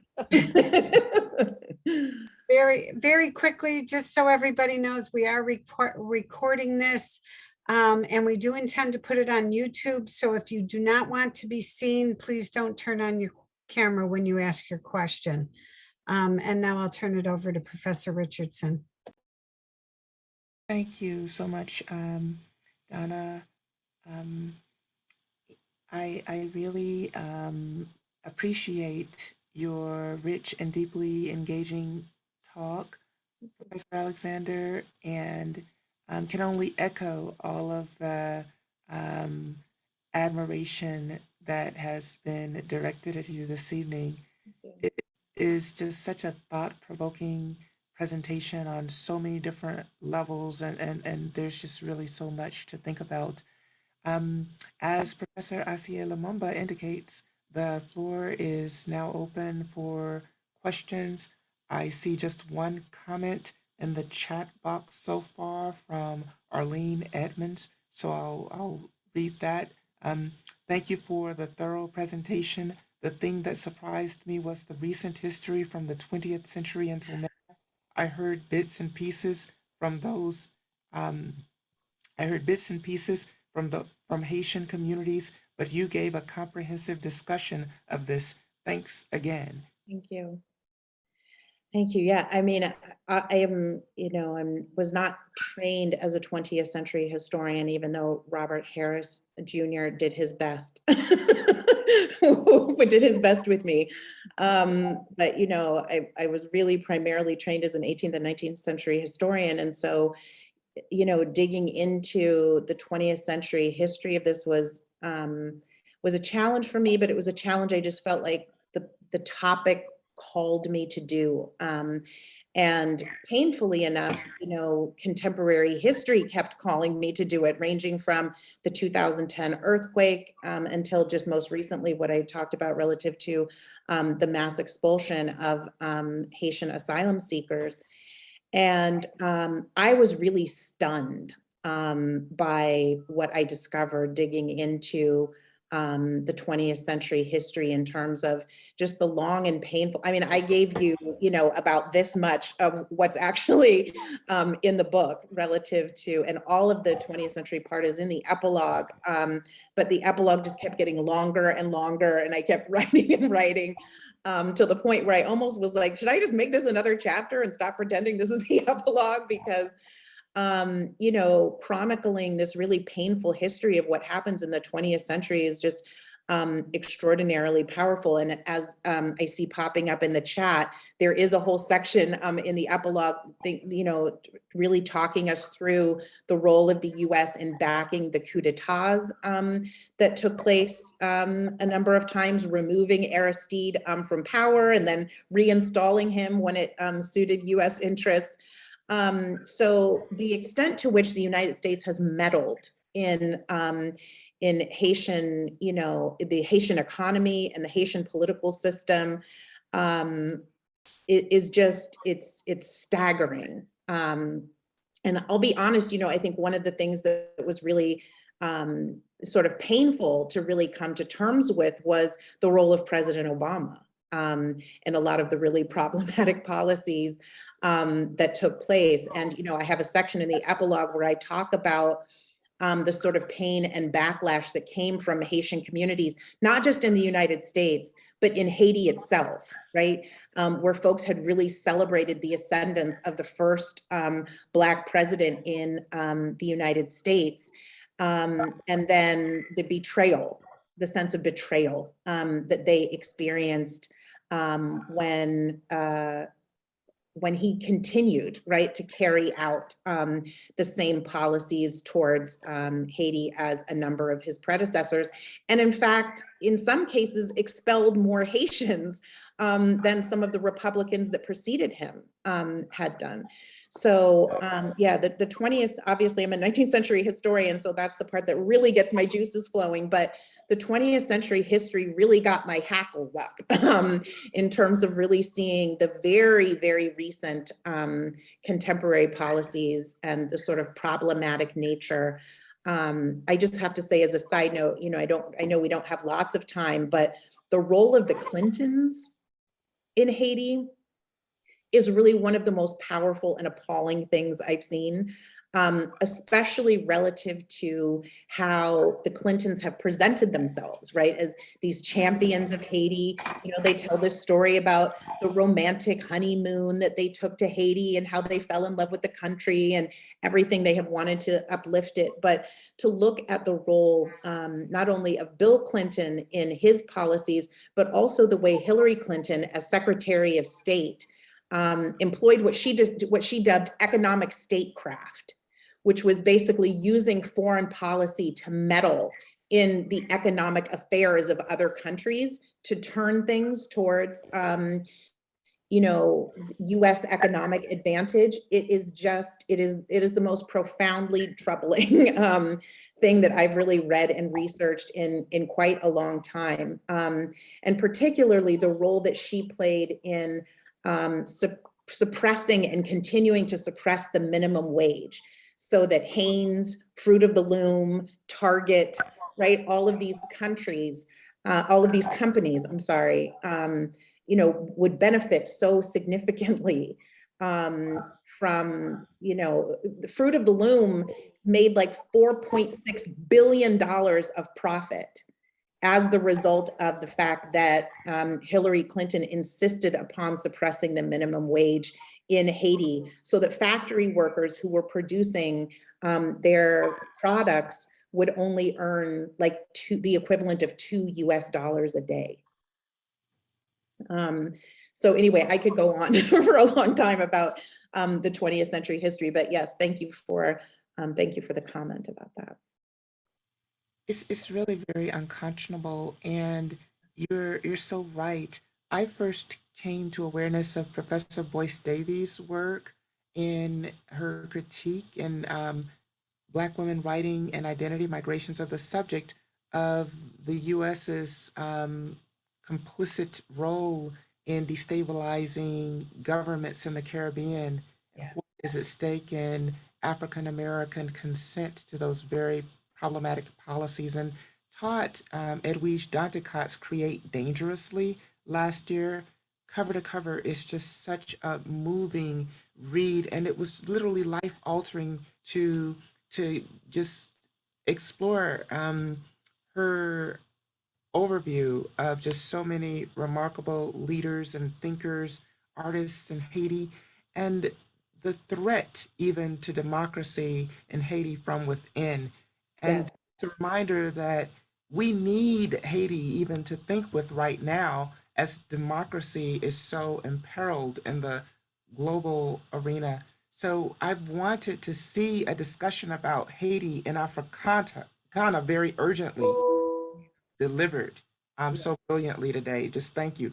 Thank you. Thank you so much. There's a question from Kylie Gross. Hi, Leslie. Thanks for a fabulous talk. I'm wondering if you could say a little more about the connection between the U.S. carceral state and the role its officers played in undermining the Haitian people. I was really struck by the reach of anti-Blackness there. And Yes. it's okay for people to, you know, speak up and ask their questions if they'd like. So I see the next one from Mariah Thompson, one of our graduate students in Africana. Yes, thank you so much. And I mentioned something about this at the beginning, but I know some people came in along the way. So I just want to send you love, Callie, and say how wonderful it is to see you. I haven't seen you in person since long before COVID. So I'm hoping one day we will, get to embrace at a conference again sometime very soon. But for those of you who know Callie, but maybe are not aware, she is also a graduate of Cornell. We actually met there when I was a graduate student, and she was I think I was maybe a first year graduate student and you were a senior or something like that. But Callie has gone on to become a far more brilliant and distinguished historian than I could ever hope to be. So it's just wonderful to see you, Callie, and thank you so much for taking the time to be here. Thank you. Now I had to talk. I was trying to be quiet because my kid is in the back with the TV blasting, but you need to stop selling yourself short. This is phenomenal work. I learned a lot. I'm so glad to have been here. So that's probably why I typed it, because it was super noisy a minute ago. But thanks so much for this. I mean, wow. Thank you. Thank you. Thank you so much. And by the way, I wasn't like trying to drag myself. I was really just trying to celebrate you and all the extraordinary work that you've been doing. You've made you've really transformed African-American history in so many ways, and just very grateful for your contribution. The really funny thing, do I have it right here? I'm actually teaching one of your articles in my class on policing tomorrow. So it's wonderful for you to be here. And actually, Mariah, who has the next question, is in that class. So she gets to see you here too.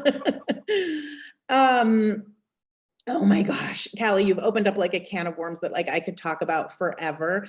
What's interesting is that obviously I'm speaking here today about Haiti, but as Mariah knows, because she's in my class, the reason I'm here at Cornell on this fellowship is because I'm starting a new project on policing and thinking about policing in the 17th, 18th, and 19th centuries.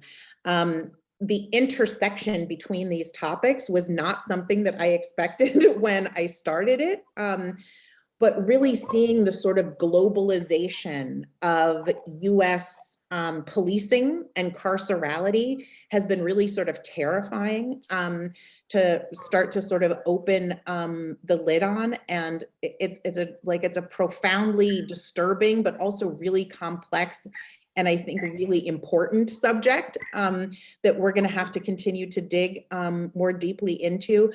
I think probably the sort of simplest and easiest response to that, because like I said, we could go on for quite a bit of time on that. But yeah, I think what you said about the reach of anti-Blackness is really powerful. And to look at the ways in which the US military and systems of US policing have been exported to Haiti for the purpose of controlling the Black population there, and using the same methods and strategies that were used and have been used in the United States is really profoundly disturbing. So just one example that I would give, actually in the epilogue, I have a section where I talk about the US occupation of Haiti and the choice that the US military was making about who to send to, police the Black population in Haiti, even as early as the occupation. And at that point, what they actually did was send military officials who were Southerners, who took the position, we know how to control, I'm gonna say Negro, but they were actually using the N-word, right? One of them in particular writes a letter basically saying, I am the person who you should appoint to head up this initial mission. He's a Marine. And he's saying, I'm the person who you should appoint to head up this particular mission because I'm a Southerner. I know the Negro. I know how to control him, right? And the Haitians might pretend that they are more civilized Negroes than the ones in the United States, but we all know that isn't true. Like an N-word is an N-word, right? And so, stemming all the way back to the occupation, right? The US military and the US government more generally is exporting its systems of surveillance, of monitoring, as I said, for the purpose not just of controlling the population, but trying to suppress dissent. And someone earlier mentioned, Edwige Danticant. She wrote a fantastic piece sort of talking about the role of the US Marines in suppressing the Caicos Rebellions, which were the rebellions that were taking place out in the countryside, trying to remove the United States presence from Haiti.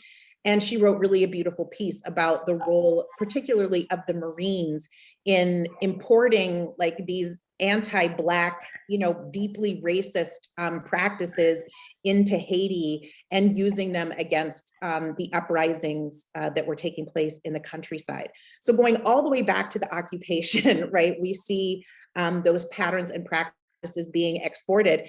And then we also see it in terms of the United States government being, and the United States military and the role that they played in training the Tonton Macoute, right, and the paramilitary forces.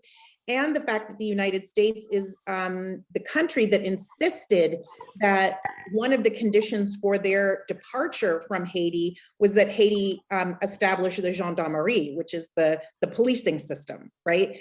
And so they wrote the whole script, right, for what the Haitian police force was to look like and how it was to function. And that was and establishing that was a condition for the removal of US forces from Haiti. So we could go on that for a minute, right? But that just kind of gives you a sense of how that right from the beginning, right, was sort of part of the plan and the practice. Thank you. I can't wait for this book. It's gonna be amazing. And this next project you're doing, phenomenal. Thank you. I can't wait to see you again in person.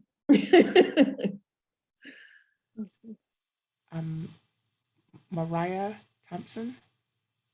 Hello, Mariah Thompson, first year PhD in Africana. Thank you so much for this talk. It's an honor really to be in your class and also to hear you speak today. I have I think around 3 questions, but so okay, the first one I'm curious about during the US occupation. And also like the economic chokehold that France had on Haiti, like how were they able to pay the reparations? Did it like pause during that time? Did they continue having to pay? Like what happened during that?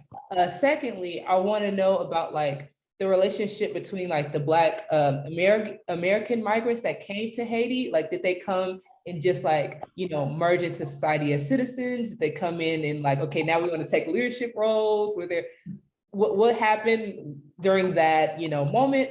And then third, it's more of a question about migration as well. Was it only Black Americans coming in, or was it also like folks from, like neighboring the Dominican Republic? I know there was like language barriers, but was there still just like this common understanding of what was going on there and like, okay, let's escape towards here? Yeah, those things are just circulating around my mind. So you can take one or all. Okay. I think I might be able to take them each hopefully quickly. Okay. So the first one about, what was the first one again about the occupation? Yeah, during the US occupation, were they still paying reparations to France? Yes, okay, thank you, I'm sorry. So yes, so basically what happens, and this is why I'm saying this epilogue gets really complicated and ugly and like it just kept getting longer and longer, because what happens is Haiti does finally pay off, right, the indemnity to France. But in order to do so, they have to borrow, so they pay it off, but in order to do so, they have to borrow money from other banks, and they end up borrowing the money primarily from US banks. So what happens is they kind of trade one master for another, right? They make the decision that they're going to pay off the indemnity to France. But in order to do that, they end up having to borrow money from US banks.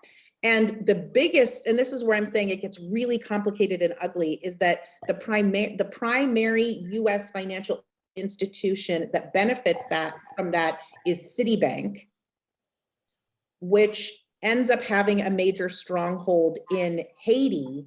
And that is how the Clintons become involved in Haiti, is because they are they were very close at the time with the president of Citibank, right? Who brings them into Haiti and says, hey, let's have a conversation, right? About what Haiti could do financially for the United States. So all of this gets really, right, like complicated and interconnected. But so the answer is yes, Haiti does pay off the indemnity to France, but in order to do that, then they go into debt to the United States in exchange. So like I said, it's sort of the trading of one for the other. In terms of the question about immigration, you know, what happens in that situation, and it's something I get into a little bit more deeply in the chapter that I was calling The Limits of Black Utopia, is that, you know, there is criticism, fair criticism to be launched against at least some of the migrants that go from the United States to Haiti. They obviously go with this beautiful vision of Haiti sort of being this like land of milk and honey.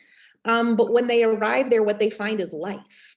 You know, what they find is a war-torn country, right, that had been devastated by the indemnity, that is struggling to figure out how to economically survive, that is being, you know, boycotted by basically every other, you know, civilized nation on the planet, and is trying to figure out how to build itself as a nation. And they actually find that they have to sort of go there and actually do the work, right? That's required to nation build and to create lives and communities for themselves. I think some of them went with an understanding that that work had to be done. But I think many of them went thinking, this is the place I'm going to be able to go to have this perfect, beautiful life, right? And sort of went with rose-colored glasses and found that they had a reality that they had to deal with. What I think is really, I think, you know, from someone who is a proponent of, you know, immigration in the interest of Black nation building, I think what was sort of the most disappointing for me in terms of looking through the history of this was recognizing that many of the migrants were not willing to blend into, that was part of your question, right? They weren't willing to sort of blend into or assimilate into Haitian society. At the time that the bulk of the migrants went, Haiti was actually the entire island of Hispaniola, right? They had gone across the mountains, had conquered what is now the Dominican Republic. And so the entire island at the time was Haiti. And some of them, the vast majority of them settled on what is now the Dominican Republic side, because it was the least war-torn, right, part of the island. But today, if you go to the Dominican Republic, there are still English-speaking enclaves, Protestant English-speaking enclaves of former, you know, of the descendants of those original settlers. And it's an indication of the fact that a lot of the migrants who went chose not to learn to speak Creole or French or Spanish, right, depending on where they settled. And they didn't necessarily change their ideas about, religion, right, or culture or any of these other things. They tended to sort of cluster in enclaves and didn't necessarily blend into the rest of mainstream society in the ways that they could have. Obviously, some did, but the vast majority of these communities tended to stay a bit more clustered. And in terms of migration, obviously people from other parts of, Black people from other parts of the Americas did migrate to Haiti during this time, but the vast majority of them were coming from the United States.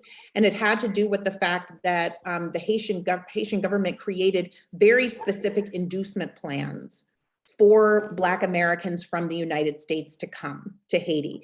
In their minds, especially Black folks in the North were the ones who had the experience, the education, the skill set, right, that they felt like was going to be most helpful to them in terms of nation building.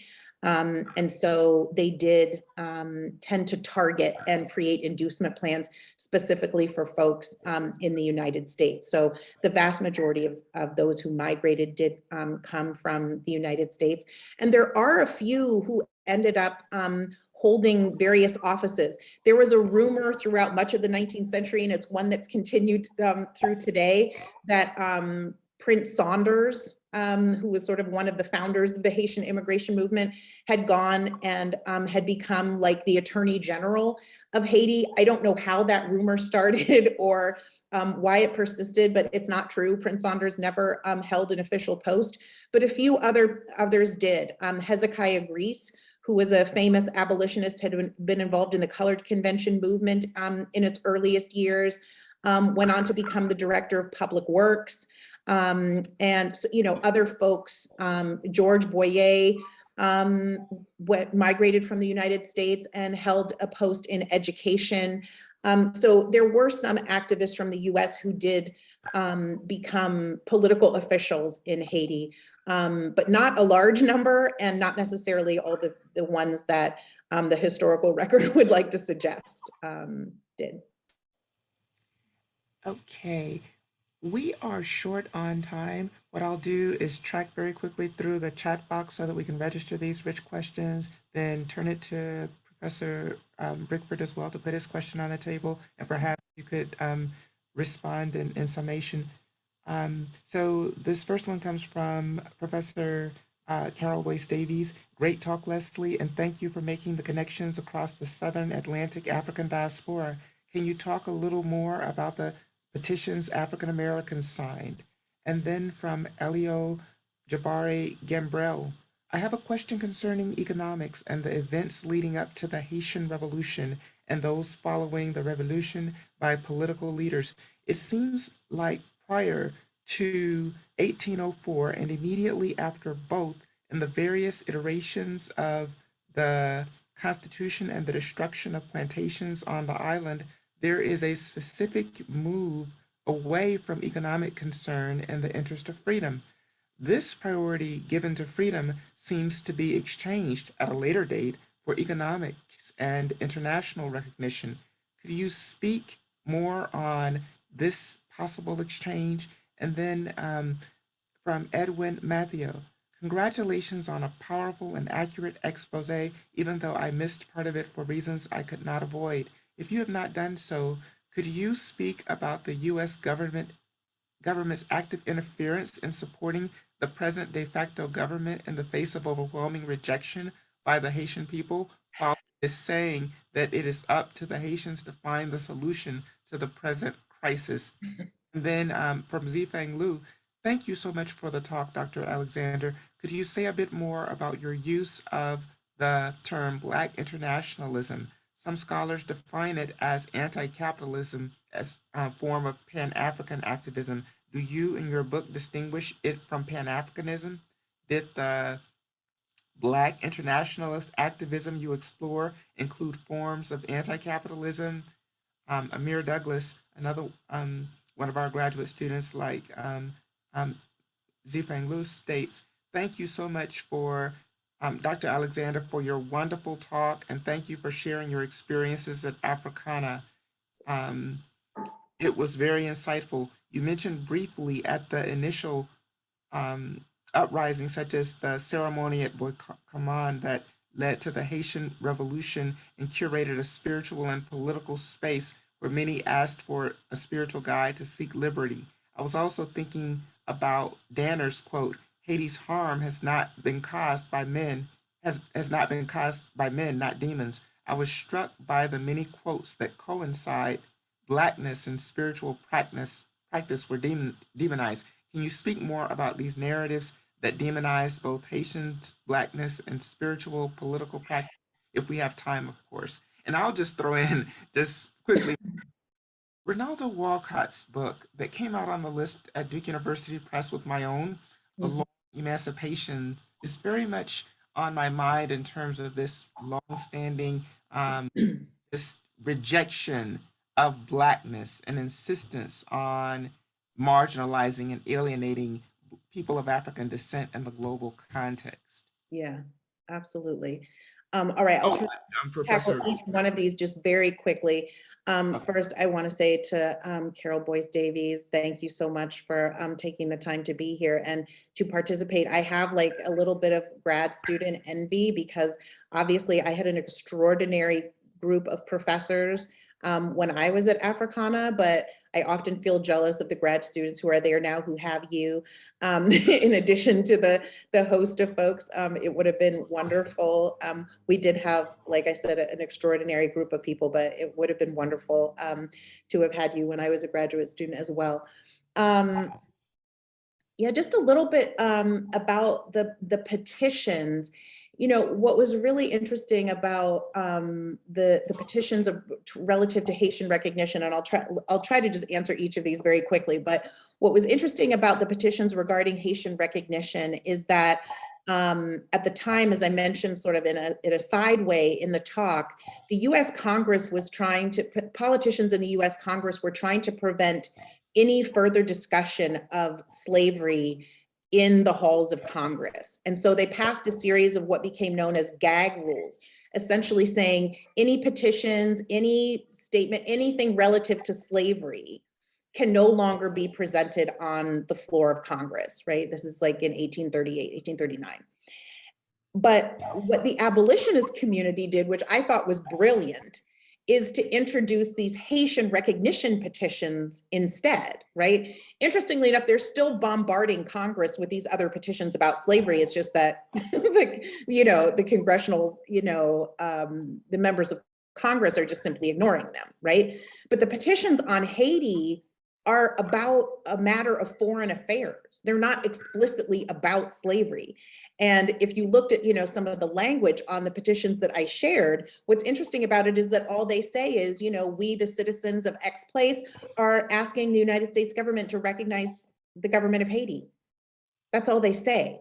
They don't get into race and slavery and why and racism is bad and slavery is bad, right? Like they don't even go there. They just say, Haiti is a country that exists and we're asking the United States government to recognize Haiti.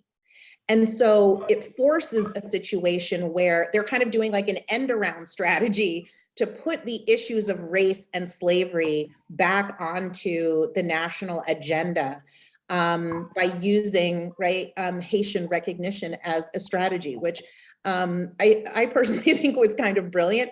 It didn't work really only because the Committee on Foreign Affairs and the Judiciary Committee were both chaired by very wealthy, powerful, influential slaveholders. And so what they would then just simply do is say, oh, well, this question of foreign recognition needs to go to the Foreign Affairs Committee. And then they would, table it or defer it to the Foreign Affairs Committee. And then the Foreign Affairs Committee would just elect not to pursue them. So anyway, but it was, I thought at the time, it was a fascinating strategy on their part to sort of circumvent what was the US government's attempt to ignore and try to sideline the issue of slavery. And I think what's particularly significant is that a lot of the other petitions that had been presented during that time were largely initiating and created by the American anti-slavery. But these petitions about Haitian recognition originated through pressure from Black activists themselves, right? So it was Black activists like Samuel Cornish, Mariah Stewart before him, who were essentially saying, this is an issue that's important to us, and we're demanding, right, that the American Anti-Slavery Society take this up.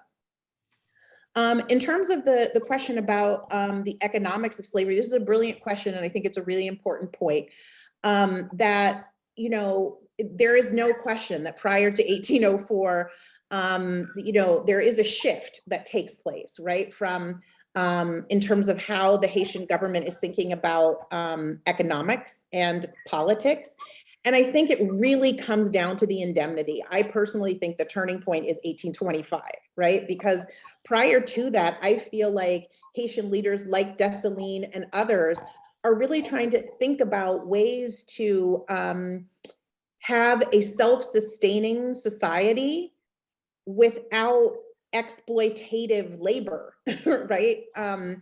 But when the indemnity gets introduced and the Haitian government is forced into a situation where they have to think about how to survive, their strategy has to change. And what's interesting is that, as your question points out, if you look before 1825, Haitian leaders like Jean-Pierre Boyer are saying, the US government doesn't recognize us, we don't care, we don't need them to. Right? Boyer is really funny in this regard. He gets super flippant about it. He's like, why do we care, right? We don't need the US, we exist, right? Whether the US recognizes us or not, so we're not tripping, right? But after the indemnity, right, and the whole financial scene changes.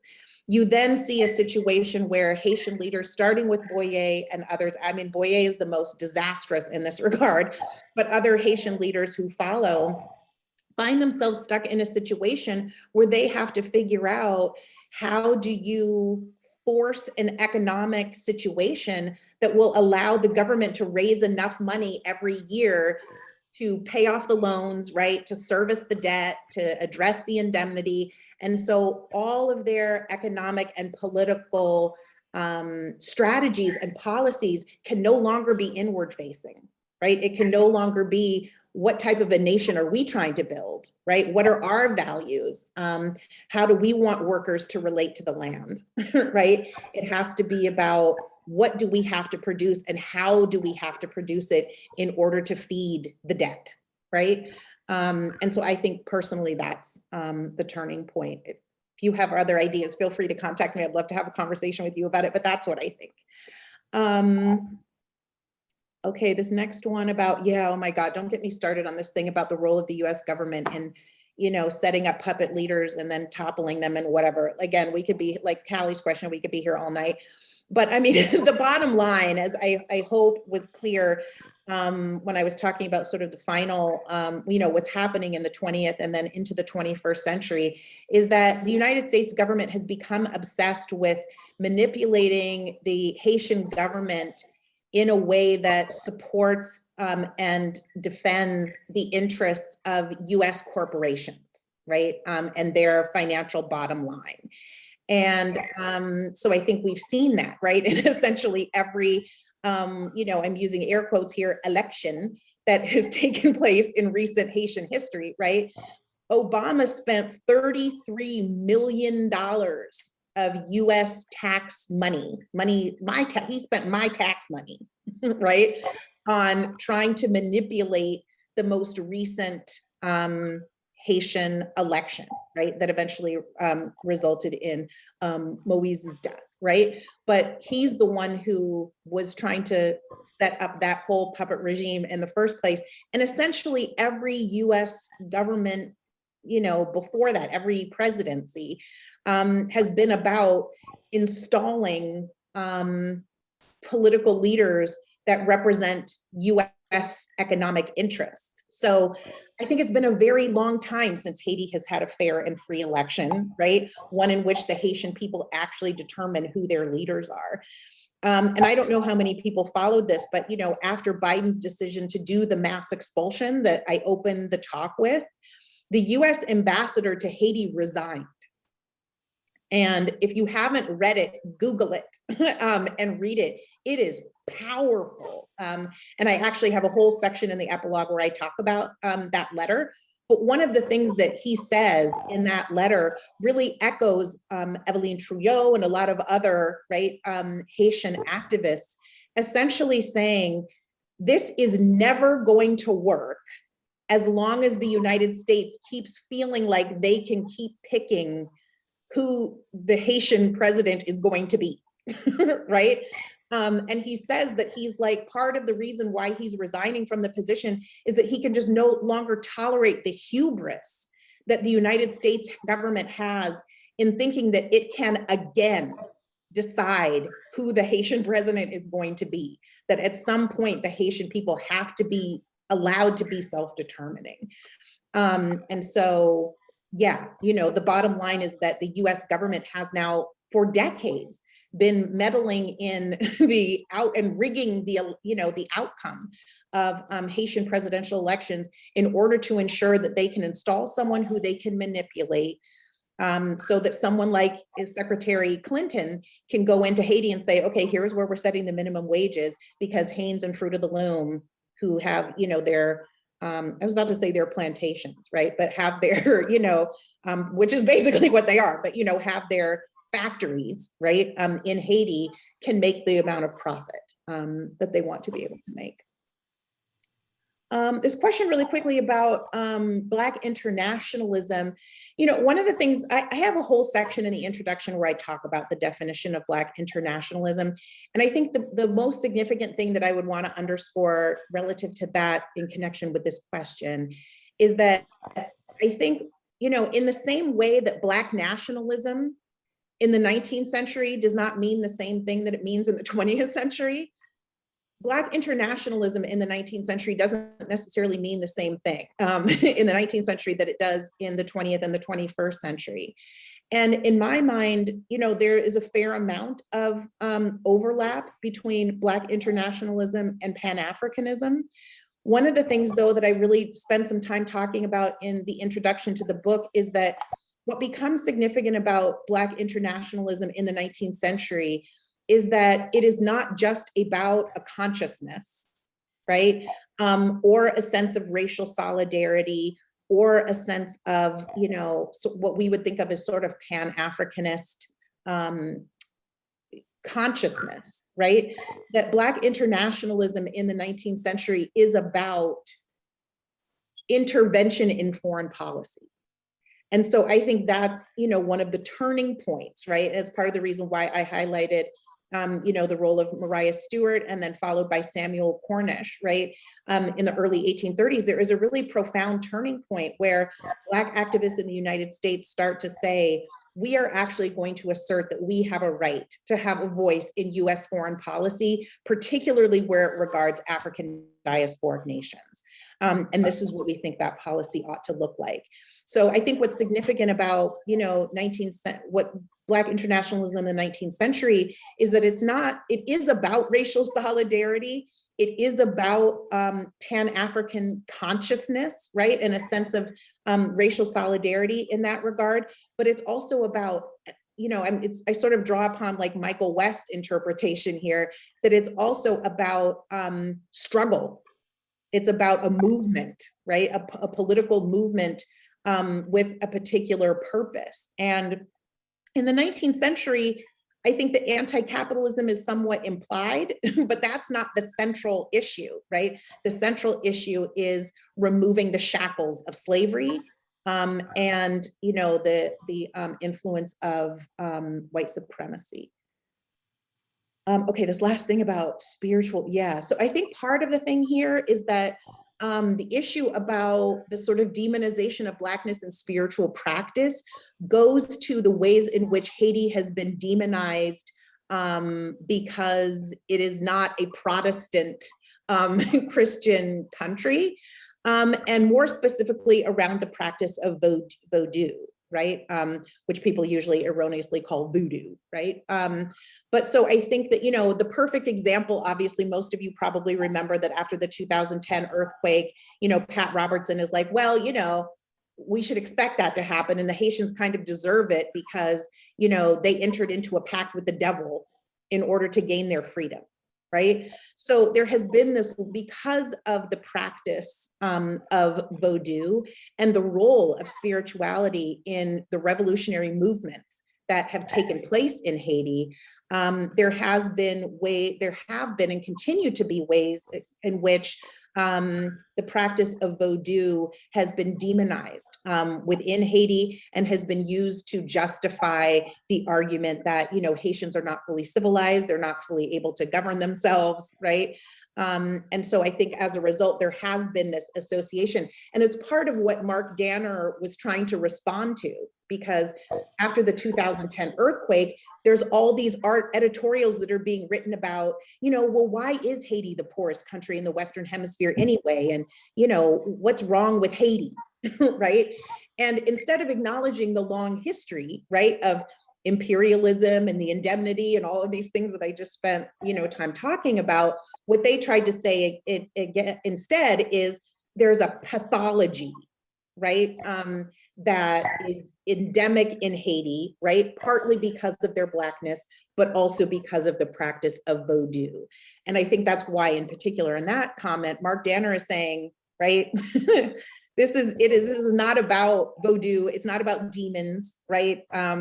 It's not about, you know, any of these other things. What it's really about is it's caused by men, right? That this is by design. And it's been by design for centuries. I think I got everybody. I got Russ looks like had to go, so I'm sorry I never got to his question, but of course I can literally see his office from where I'm sitting right now. So I'm sure we can talk later. Oh, and these beautiful words from Callie. Thank you so much, my sister. It's always so good to see you. And I can't wait to see you in person. Hey, Professor Richardson. Yes, I think that concludes our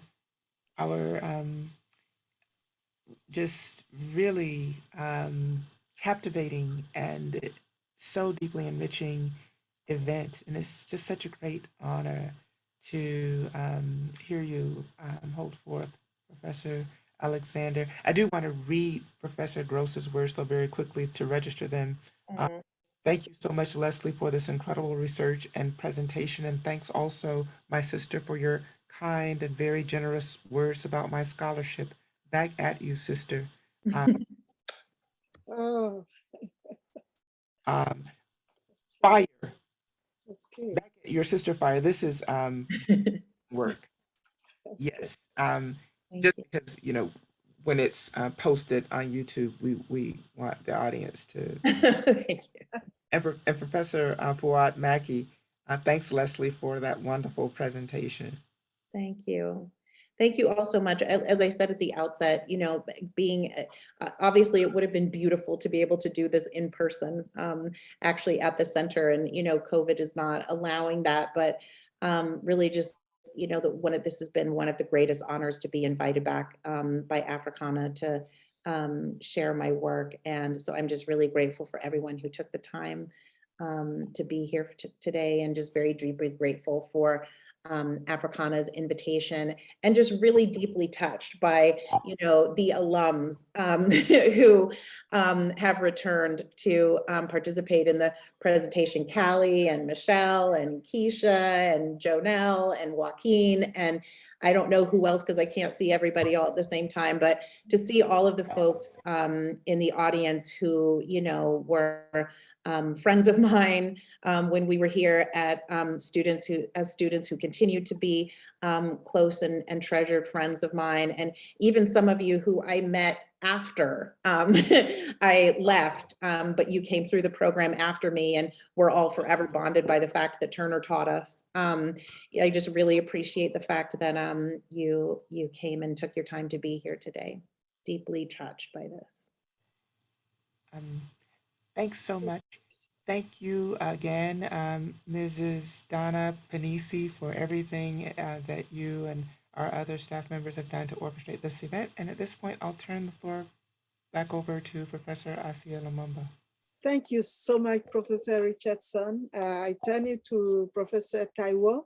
A few words of Professor Taiwo. Yes. Dr. Alexander, it's really nice listening to you. A boatload of gratitude for your very, very enlightening. I was talking earlier this afternoon to somebody who was asking me questions about Haiti, you know, and I was saying to the person, oh, you know, maybe I should invite you to what we're going to have today. But, you know, the person was not the kind of person to come to this, you know, but thank you very much, especially for all the connections, you know, that you brought up. And I always tell people we can't do without history. And you just confirmed it again. So thank you so much. And for the energy, I really do appreciate that for Africana. And thanks to everybody for coming and staying with us, for making this another successful grand party. We'll keep trying, and I hope you keep dancing. Thanks. Thank you all so much. Yeah, Professor, yeah. I want to apologize for the way we started, but it had a purpose. No, I don't regret, because the way you were introduced by Professor Rickford, there's no way. I just followed what you told me. I shared a little bit, but not the way he did it. But then I don't think I could have ever stepped in the way that Russ did. As if don't leave home without your introduction of Professor Alexander, because he was ready to board a plane. Yet, yes. Yeah, that was incredible. He just pulled it out. Yes. Yes. So Yeah, I that's was stunned he came because he had texted me to say, you know, he wasn't going to be able to attend because he was traveling. So I was stunned to see that. Oh, that's amazing. But when you were talking, you reminded me of Professor John Henry Clark. It was said a great professor, a great researcher. Wow. He's also a storyteller. And the way you told us the story out of this rigorous research is really, you are the product of the Africana and what we all dream of.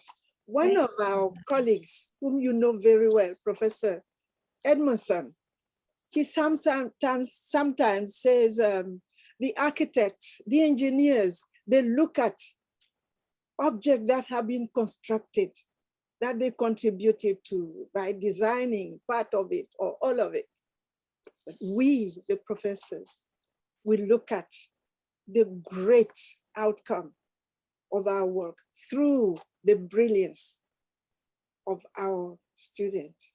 So it's even feels strange to say that you are one of our former students. But it's a source of pride, really a source of pride. And I would like to thank Professor Taiwo, the chair of the Africana Studies, on two fronts, not because he's a chair, but because he's a member of our programming committee. He's filling in for Professor Taoli Goff, who is a formal member and she's away, and so Professor Tai was replacing her. And of course, Professor Richardson, a wonderful colleague, and thank you for the great work you have done. I thank you all. I thank all of you who have come from far, maybe really physically far and near, although we can't meet face to face, to participate in this wonderful occasion, reminding us of what Africana Studies is all about. And I appreciate the time you took to acknowledge the idea that created Africana Studies. I'm personally always marveled to think of how they were able to be so visionary in creating, inventing something that was needed. And so you are a testimony to the need to create such a space and to engage in such work. And I want to thank the main office, everybody, but particularly Dana Pinisi. All of you have had the opportunity to benefit from her capacity to manage many things at the same time. She is a graduate field and event coordinator of the Africana. And I want to thank Dana for her hard work and following things through. So this is, again, we hope to have you back with the book to have another conversation, because this is just a summary of sections. We want to have a fuller knowledge. And maybe by the time you come back, we would have read the book, so we can have another conversation. I had many, many questions, but of course, we will do that on another stage, because Haiti with France, I come from Côte d'Ivoire, colonized by the French. Yeah. So I know something about them. Yeah. And international solidarity, when it comes to really ganging up against a Black nation or community, the way the US and France have come consistently together against Haiti, that's a very incredible. They came together to assassinate Patrice Lumumba in the Congo. Yes. So that collaboration of ending the hope of the people, it has taken place since the Haitian revolution. How dare you take your freedom? You're going to see. So that's what it comes to. So we need to engage this, and all those who are still in support of such policies, they need to know we are elaborating the whole notion of Ubuntu, that we are on this earth together. And the COVID has taught us a lesson. Unless all of us are cured of all the maladies, the racism and all the others, nobody will be really free or healthy. So it is a powerful message. They should stop and support the emancipation, the rightful celebration of the people who want their freedom, fought for it, earn it, and they should celebrate it. So we have many more events. I don't want to list them now, but all I can say is, Professor Alexander, thank you so much. Thank you. Again. Thank you so much. I have to just say very quickly, I know we've been on for a long time, so this will be fast, but I just have to say very quickly, because you brought up Dr. John Heinrich Clarke, that, you know, people often say like, oh, I sat at the feet of this particular, you know, thinker, or I literally sat at his feet. Yes. He came a number of times. Callie probably remembers this, that Dr. Clarke came a number of times to Cornell while I was here as a graduate student.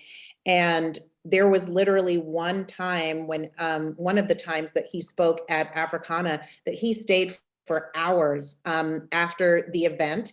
And obviously, you know, he had reached a particular level of seniority in age at the time.